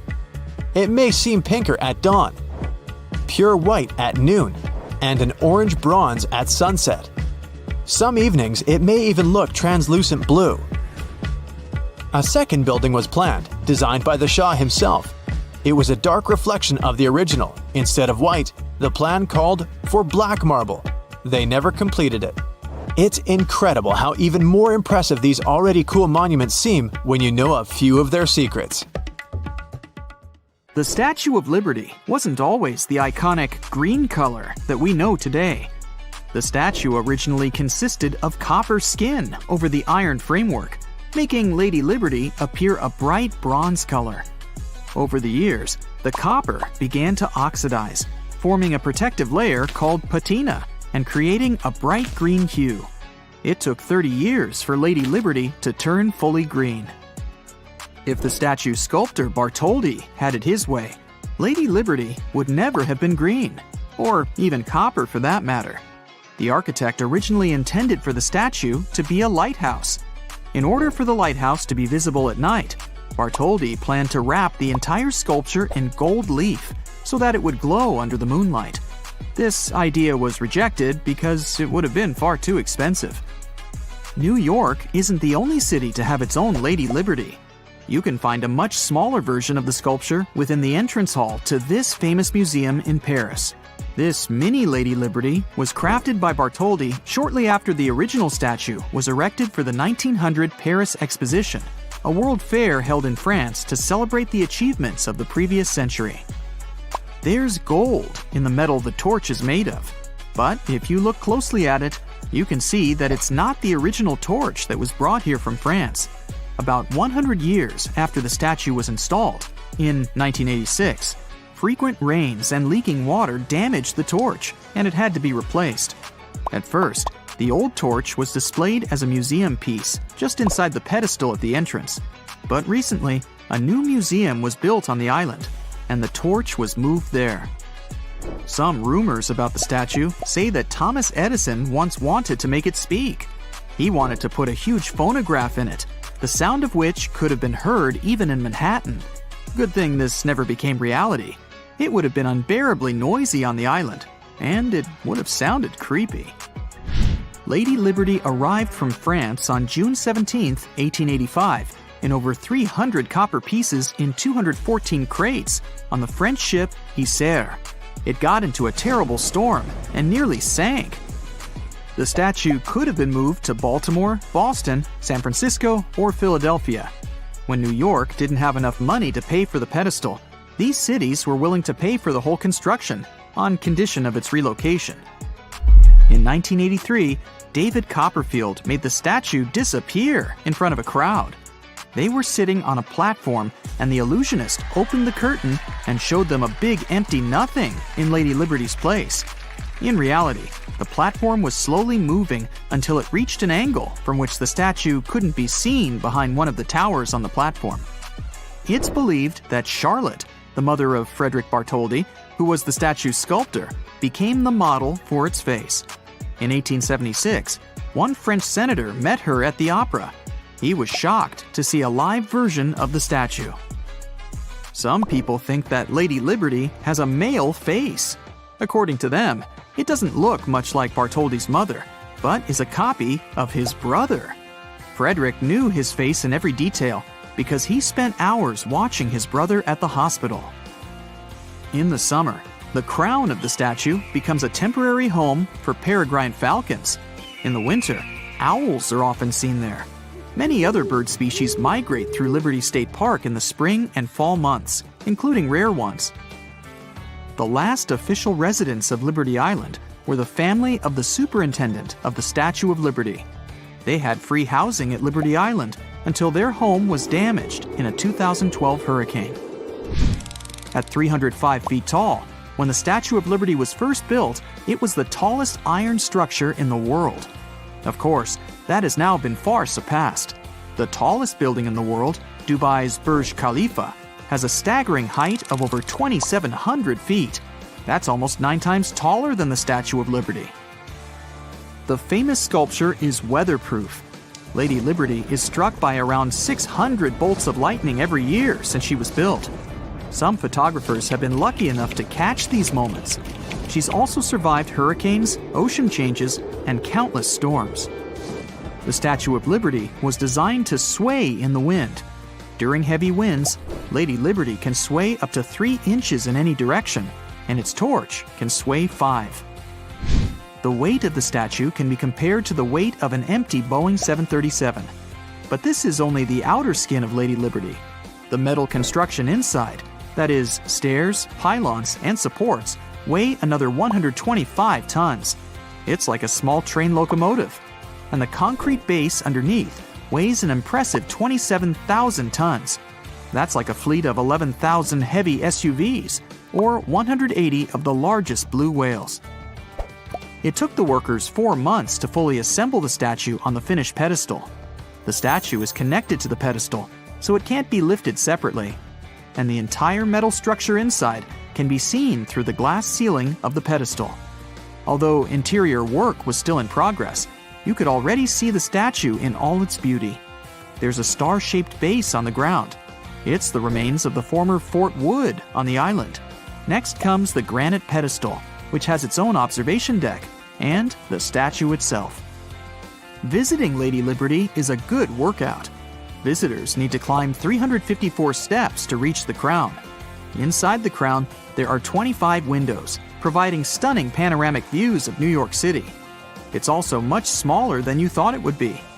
Lady Liberty's crown is adorned with 7 individual spikes. Some say these spikes represent the 7 oceans and continents of the world, bearing the universal concept of liberty. Others think they represent rays of sunshine. The Statue of Liberty was first assembled near Parc Monceau in Paris. The locals loved her so much, they called her Lady of the Park. They used 300 different kinds of hammers to shape the copper, which was the weight of an African elephant, into the statue. The statue was finished thanks to one of the first crowdfunding campaigns in history. First, French sculptor Frédéric Auguste Bartholdi, who created the statue, raised funds in his country to build it. Then, over 120,000 donors in the US joined in to give it a pedestal. Lady Liberty received a new torch with a flame during the 1984 renovation. It's made of copper and covered in 24-karat gold leaf. The original torch had to be replaced because of water leakage. You can now see it at the Statue of Liberty Museum. During the same renovation, the statue got a nose patch and a better supporting structure. The original one was slightly imperfect. They found out the head had been installed 2 feet off center, and the arm was 18 inches away from the body. The Lady of the Harbor is as tall as a 22-story building. Her face is as long as a queen-size bed, and her hands are twice as long. If this lady ever wanted to buy shoes, they'd have to be a size 879. Her waistline is as long as a double-decker bus, and she is about 5 times as heavy as a T-Rex. It's practically impossible to see it when you visit, but Lady Liberty is standing on a broken shackle and chains. They stand for breaking free. Her right foot is slightly raised. Bartholdi was thinking of putting chains in the statue's hand first, but ended up giving her a tablet instead. The pedestal now hosts a museum where you can learn all about the statue's history. From there on, you can climb a double metal narrow staircase of 354 steps to the crown. It's so small, it only fits 10 people at a time, but it has an impressive 25 windows. The torch is closed for visitors. Bartholdi was assisted in his designs of Lady Liberty's structure by Gustave Eiffel. He was a famous structural engineer who, you might have guessed from his name, is famous for designing the Eiffel Tower. Eiffel designed the framework and structures that support the Statue of Liberty. Liberty Island was only named so in 1956, 70 years after the statue had been installed. Until then, it was known as Great Oyster Island, then Bedloe Island, after a Dutchman who owned it. At some point, it was also called Love Island by order of Governor Francis Lovelace. You can't travel to Liberty Island by a private ship and dock it there. The only allowed official way to get there is by Statue Cruises Ferry. When the doorbell rings and the Domino's delivery person hands you a box of steaming hot, delicious pizza, your first thought probably isn't about what secret history is hidden in the logo printed on the box. But after you've finished off the last cheesy slice, hey, no judgment, I've been there, you might be interested in the little-known intentions behind the iconic logo. Obviously, the logo is based on a playing piece for the game Dominoes. You think? It's right there in the brand name after all. But why did the designers want the domino to have 3 dots? You might think that dots are random, but just like the many logos you see every day, there's a lot more thought behind every detail than you might notice at first glance. Each of the 3 dots represents one of the original Domino's pizza stores. The plan was to keep adding dots for every new franchise branch they open. A cool idea, but considering that there are over 10,000 Domino's restaurants now, yeah, that's a lot of dots. It's probably a smart move that they stuck to the original 3 dots. Can you imagine what the logo would look like if they hadn't? Your pizza box would have to be massive to fit the entire logo printed on it. Okay, if you have an iPhone, Mac, or an iPad Nano for your favorite 12 tunes, like me, you probably see this logo every day.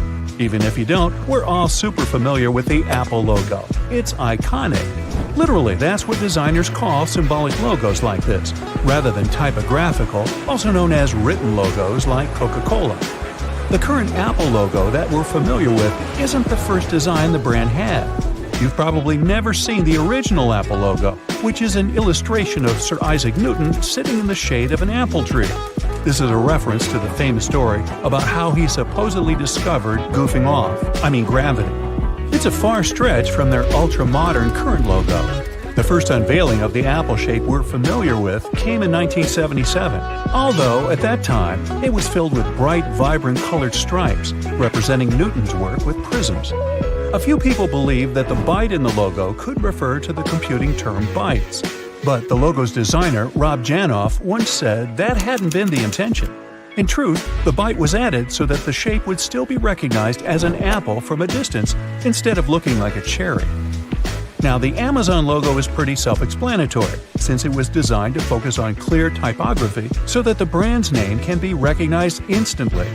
Most people know that the yellow swoop is modeled after a smile, making you associate the brand with a cheery feeling. Ooh. But the swoop also starts at the letter A and points to the Z, which is Amazon's way of claiming that they sell everything from A to Z. Although, how many items could they really sell that start with X? Xylophones?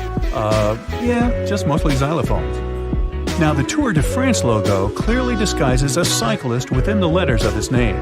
The O is the back wheel, and the U and R make up their body, pedaling speedily. Did you spot the biker or read the words first? Here's another beautifully concealed silhouette.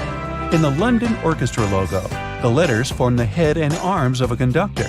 The L and O create the conductor's waving arms, and the line linking them bumps up to outline the conductor's head. Can you see it? On the surface, the logo of the network company Cisco seems pretty simple. The company's name appears plain as day beneath several vertical lines. However, there's more to it than meets the eye. The blue stripes at the top signify both an electromagnetic wave and the Golden Gate Bridge. That's a nod to Cisco's San Francisco roots, which is also where they got their name, San Francisco. Interestingly, using lines in logos can have a significant impact on how an audience perceives a brand's identity. Vertical lines subconsciously evoke feelings of strength and sophistication. They seem enticing and powerful, and they draw the viewer's attention downward, often directing it to the brand's name, like in the Cisco logo. The Unilever logo appears on so many of the company's products that we use every day. But most of us have never noticed that on closer inspection, the Unilever U logo contains symbols that correspond to the company's diverse product range. Quick, count how many symbols you can spot. Bonus points if you can figure out what Unilever products they represent. Did you catch any of these? A tea leaf, an ice cream cone, a cosmetics jar, a lock of hair symbolizing shampoo? Beats by Dre's clean and simple logo is just a lowercase b followed by the brand's name, right? Well, actually, the circle that surrounds the B represents a human head, and the B is meant to represent someone wearing the headphones. Do you see it? Here, this might help. How about now? You'll never unsee this little guy jamming to his tunes in his beats. By the way, circles are a really common feature in logo design. They're used in 20% of the world's most well-known brands. We emotionally recognize them as softer and more welcoming than angular shapes, like triangles and squares. Plus, they're universal and sturdy, since they don't have any corners, breaks, or turns. Businesses use them to subconsciously tell you that you can rely on them.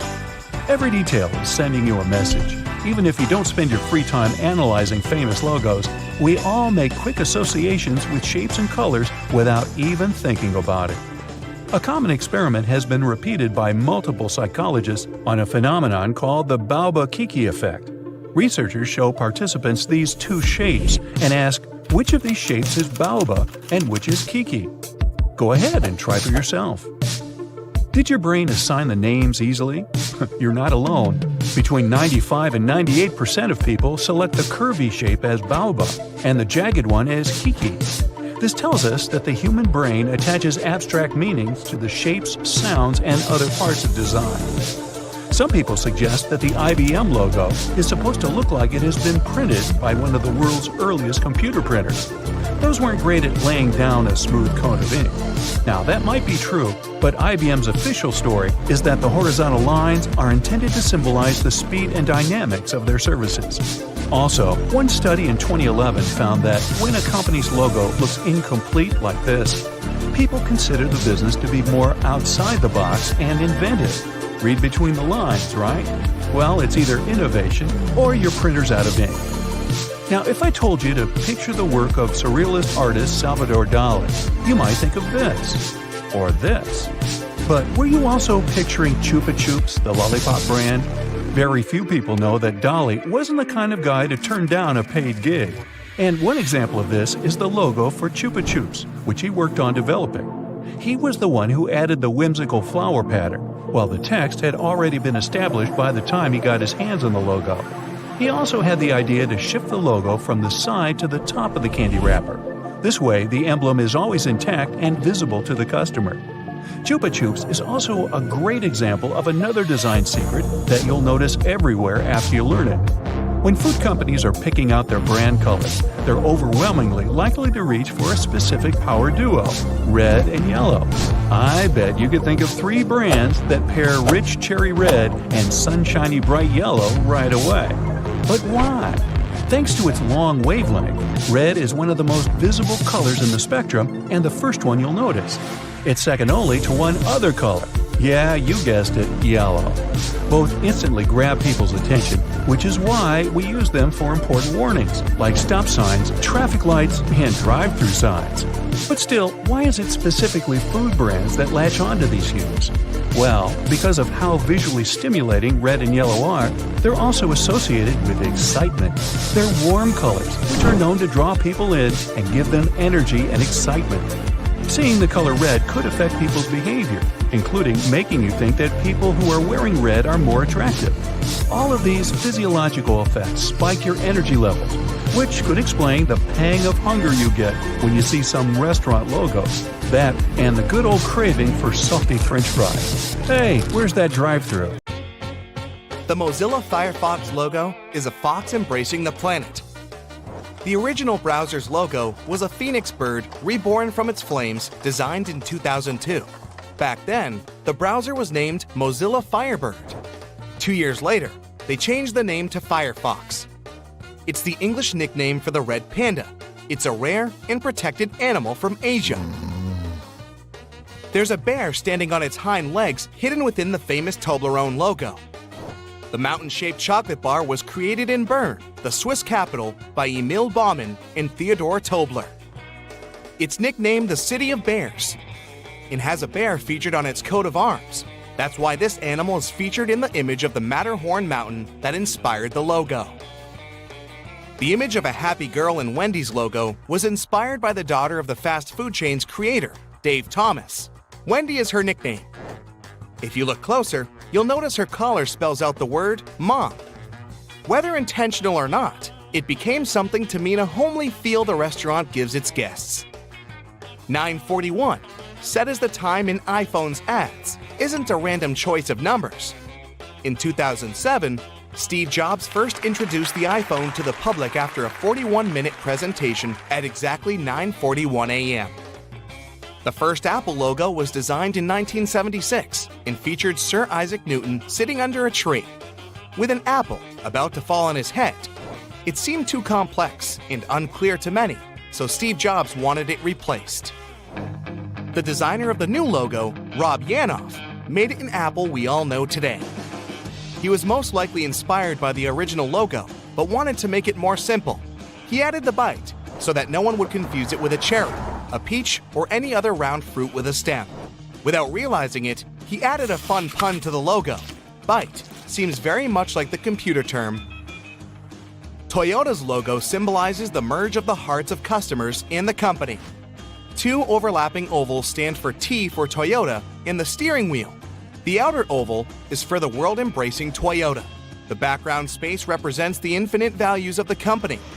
Great quality, value beyond expectation, the joy of driving, innovation and integrity and safety, the environment and social responsibility. Life insurance for Apollo 11 astronauts cost a fortune, since the mission was so risky and unpredictable. The astronauts couldn't afford it, so they signed hundreds of covers that their families could sell to fund some big expenses in case anything went wrong. Snickers candy bar was created by Frank Mars, founder of Mars Inc. It was inspired by an already existing snack made of nougat, peanut, and caramel, and named after Mars's family horse. Until 1990, they called it a marathon candy bar in the UK. As soon as they switched the name to Snickers there, it went from the #1 selling candy bar in Britain to the #3. When NBC's logo was developed, color televisions were revolutionary gadgets. The logo with a rainbow of colors points it out. The peacock illustrates the phrase, "as proud as a peacock." It was meant to show they were proud of their new color system. The 6 different colors of the feathers represent the 6 different divisions of NBC. The yellow arrow in the Amazon logo that starts at A and ends at Z shows you can buy anything from them, from A to Z. It also looks like a smile, symbolizing the happiness of their customers. The original name of the business was not Amazon, but Cadabra Inc. Jeff Bezos experimented with different names for his website as well, and one of them, Relentless.com, still redirects to Amazon. Papa John's Pizza CEO, John Schnatter, started his business in a broom closet in a bar he co-owned with his dad in Indiana in 1984. Over the years, it has grown to the 3rd largest pizza chain in the world, with 5,500 restaurants in 49 countries. Baskin-Robbins has 31 different flavors, and the letters B and R in the logo hide this number. The B curve stands for 3, and the stem of the R stands for 1. You can visit the first website ever created, called the World Wide Web Project, even today. It went live in 1991 and now serves as a historical archive about the World Wide Web. It doesn't have a single picture, just text. The web itself was invented by Tim Berners-Lee, a British scientist working at CERN, the European Organization for Nuclear Research, in 1989. The first product ever scanned at a supermarket was a 10-pack of Wrigley Juicy Fruit Gum in 1974 in Troy, Ohio. The barcode was invented and patented back in 1952, but the idea only took off when its inventor started working for IBM. Until then, grocery clerks had to put a price sticker on every item, and cashiers had to read those tags and type the price by hand. The Quicksilver logo is a customized version of the Great Wave off Kanagawa, a famous wood print by Japanese artist Hokusai. When Quicksilver expanded their business and started a woman's brand Roxy, they mirrored their logo so that one looks like a heart. Until 2010, rural broadband internet was slower than carrier pigeons. In a speed test, they let pigeons with USB sticks fly from a Yorkshire farm to cover the distance of 50 miles. They finished the race an hour and a quarter later. By this time, only 24% of a 300 megabyte file had been uploaded. Picasa lets you organize and view your images online, and its logo is more than a simple colorful camera shutter. The white space in the middle forms a house, meaning it will be a safe home for your photos. It also has a house or casa in its name, and P stands for pixels. Letters L and G in the LG logo form a human face. L is the nose, and G represents the rest of it. They call it the face of the future. And the idea was to give the brand some human element and make it friendlier. Many tech companies test their new products in New Zealand. It's an ethnically diverse country with English-speaking people, and most importantly, it's so isolated, news about product failure won't spread quickly. FedEx logo might seem basic when it comes to its colors and font, but it's hiding an arrow between the letters E and X. It stands for speed, accuracy, striving for perfection, and perseverance in achieving goals. The 4 rings in the Audi logo represent the 4 companies that blended together to form it: Audi, DKW, Porsche, and Wanderer. The latter started as a bicycle repair shop. Gillette Company, famous for its razors, wanted their logo to be as sharp and precise as possible. This is how they ended up with a cut between G and I that forms blade-like shapes on top of each other. Black and white colors in the logo symbolize the elegance, purity, prestige, and excellence of the products. Some people have a fear of technology, aka technophobia. Now, it mostly has to do with complex new devices like computers, but it has its roots back in the time of the Industrial Revolution. It began in the 18th century when workers were afraid new machines would take their jobs. Google rents goats from a special company in California to mow their lawns. They bring about 200 goats to Google headquarters at Mountain View. It takes them around 1 week to eat all the unnecessary grass and fertilize the land. The founders of Domino's were originally planning to add a dot to the Domino's in the logo for every new place they opened. But it was growing way too fast and too big for that, so they decided to keep just 3 dots for the 3 original locations. In 2004, @ became the first new character to be added to Morse code for the first time in at least 60 years. It consists of the signals for A and C with no break in between, so you can spell your email in Morse code now if you ever have to. In its 150-year history, Levi's had 8 logo redesigns. The first one was called the 2-Horse brand. It had a lot of detail in it. The current logo, known as Batwing, is over 50 years old and represents the shape of a pocket you can find on every pair of Levi's jeans. It's supposed to give a youthful yet timeless feel. Evernote app stores your notes and has an elephant for its logo because the saying goes, an elephant never forgets. And these animals do have an impressive memory. The ear on the elephant is curled over, like a post-it note. The H in the Hyundai logo isn't just for the company's name. It's the outlines of 2 people firmly shaking hands. It's an exchange of trust between the company and its customers. The oval around the figures is a symbol of Hyundai's global expansion. The silver color symbolizes sophistication and perfection. The digital blue version reflects reliability and excellence. Lacoste got its iconic logo thanks to a bet René Lacoste, co-founder of the company and tennis player, made with the captain of the French Davis Cup team. The captain promised to give Lacoste a crocodile skin suitcase if he won the match. Lacoste didn't win, but got his nickname Crocodile out of it. He had a crocodile embroidered on his tennis court blazer. When it was time to launch his apparel brand, the crocodile came in handy. Oreos are the world's most popular manufactured cookie, with over 40 billion pieces produced every year. Originally, they were sold by weight at the price of $2.35 for 9¼ pounds. A circle topped with a 2-bar cross stamped on each cookie is a Nabisco logo that is a European symbol of quality. When Michael Dell started his company in 1984, he planned to turn the world on its ear with his business. That's why the E in Dell's logo is slanted. The blue color stands for loyalty, trustworthiness, confidence, and intelligence. The first mechanical alarm clock could only ring at one time, at 4 a.m. It was invented by Levi Hutchins in 1787 in Concord, New Hampshire. Hutchins designed the device to wake him up for work. The early prototype of alarm clocks was invented by the Greeks in 250 BCE. They used rising water to bring a whistle into action. Airbnb's logo isn't a bent paperclip. It's called a bellow for belonging. It's a person's head, the location symbol, a pin, and a heart for love. Together, these symbols make Airbnb's famous A. In 2006, Qatar Telecom organized a charity auction where they sold the phone number 666-6666 to an anonymous bidder for $2.75 million. It became the most expensive phone number in the world. Segway Polo is a legit sport with functional teams from all corners of the globe.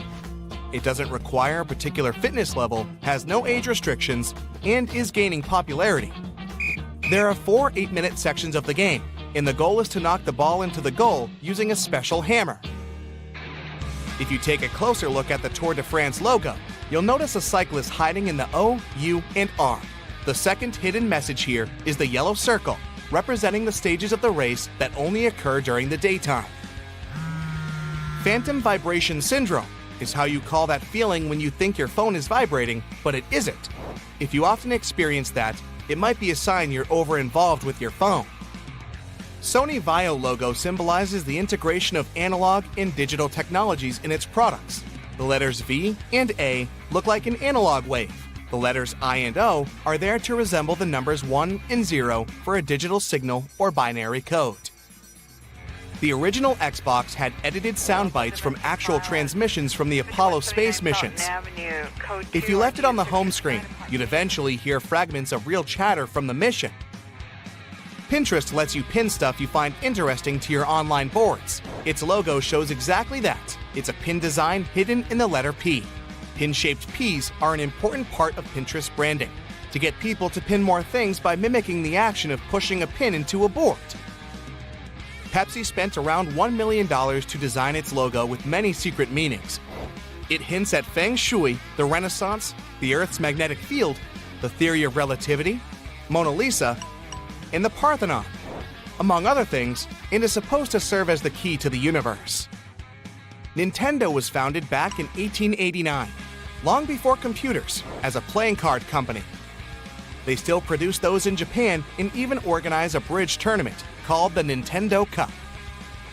In 1973, a Motorola engineer made the first cell phone call in history from 6th Avenue in New York City. He was using a 2.5-pound prototype to call a rival from Bell Laboratories. There was silence at the other end of the line. The phone was almost the size of a shoebox, allowed its owner to talk for 35 hours, and needed 10 hours to recharge. The first commercial text message in history was sent on December 3, 1992, and was wishing happy holidays to the recipient, who was a Vodafone employee. Now the average number of texts sent is 6 billion per day. Apple used to have its clothing line in 1986, called the Apple Collection. They did it 1 year after Steve Jobs' temporary resignation. The idea was to see how far their fans would go in buying branded clothing, accessories, and lifestyle items. The horizontal lines in the IBM logo remind those times when photocopies had difficulties reproducing large blocks of solid ink. Originally, there were 13 lines in the logo, but then they reduced the number to 8 as they had ink bleeding problems with the 13 lines in their print media. The serif on the bottom of the M has an equal sign to show they value equality. 5 megabytes of data used to weigh 1 ton. In 1953, engineers in IBM's laboratory invented the first hard drive. The cabinet containing it weighed over 2,200 pounds and could hold just 5 megabytes of data. McDonald's logo isn't just a letter M, but also the symbol of the original golden arches of the restaurant chain. They realized prospective customers could see them well from the highway and would stop by. The world's first computer mouse was invented in 1964 and called XY position indicator for display systems. It was rectangular and made from wood with a little button on the top right. The inventor, Doug Engelbart, called it a mouse because of the cord coming from it that looked like that of a mouse. The name Mitsubishi is a combination of Mitsu, which means 3, and Hishi, which means water chestnut. The Japanese use this word to denote a diamond shape, so, put together, the brand name translates as 3 diamonds. The shield shape of the NFL logo symbolizes the league's commitment to the highest standard of sporting entertainment. The 8 stars stand for the 8 divisions currently used in the NFL. The first word that has ever been auto-corrected was te. To do it, you had to press the left arrow and F3. Northwest Airlines logo has an N and a W in negative spaces. The triangle in the circle is a compass that points northwest. The airlines were flying up high from 1926 until 2010 when they merged with Delta. A study from Beth Israel Medical Center in New York showed that surgeons who grew up playing video games more than 3 hours per week make 37% fewer errors, perform 27% faster, and scored 42% better at the test of surgical skills. The Mercedes-Benz brand is a product of merging the companies of Gottlieb Daimler and Carl Benz. Benz company's logo that was Benz lettering, surrounded by a laurel wreath, was registered as a trademark in 1909. Daimler had a Mercedes star for a logo.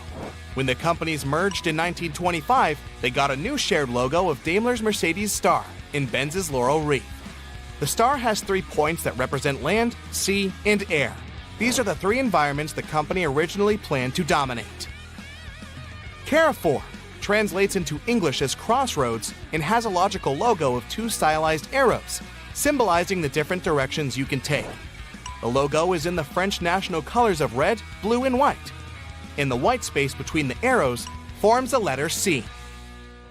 Salvador Dali designed the Chupa Chups Lollipops logo. The artist put the existing text on a colored daisy-shaped background. He also wanted to move the logo to the top of the lollipop wrapper from the side, so that it would always be intact, invisible to buyers.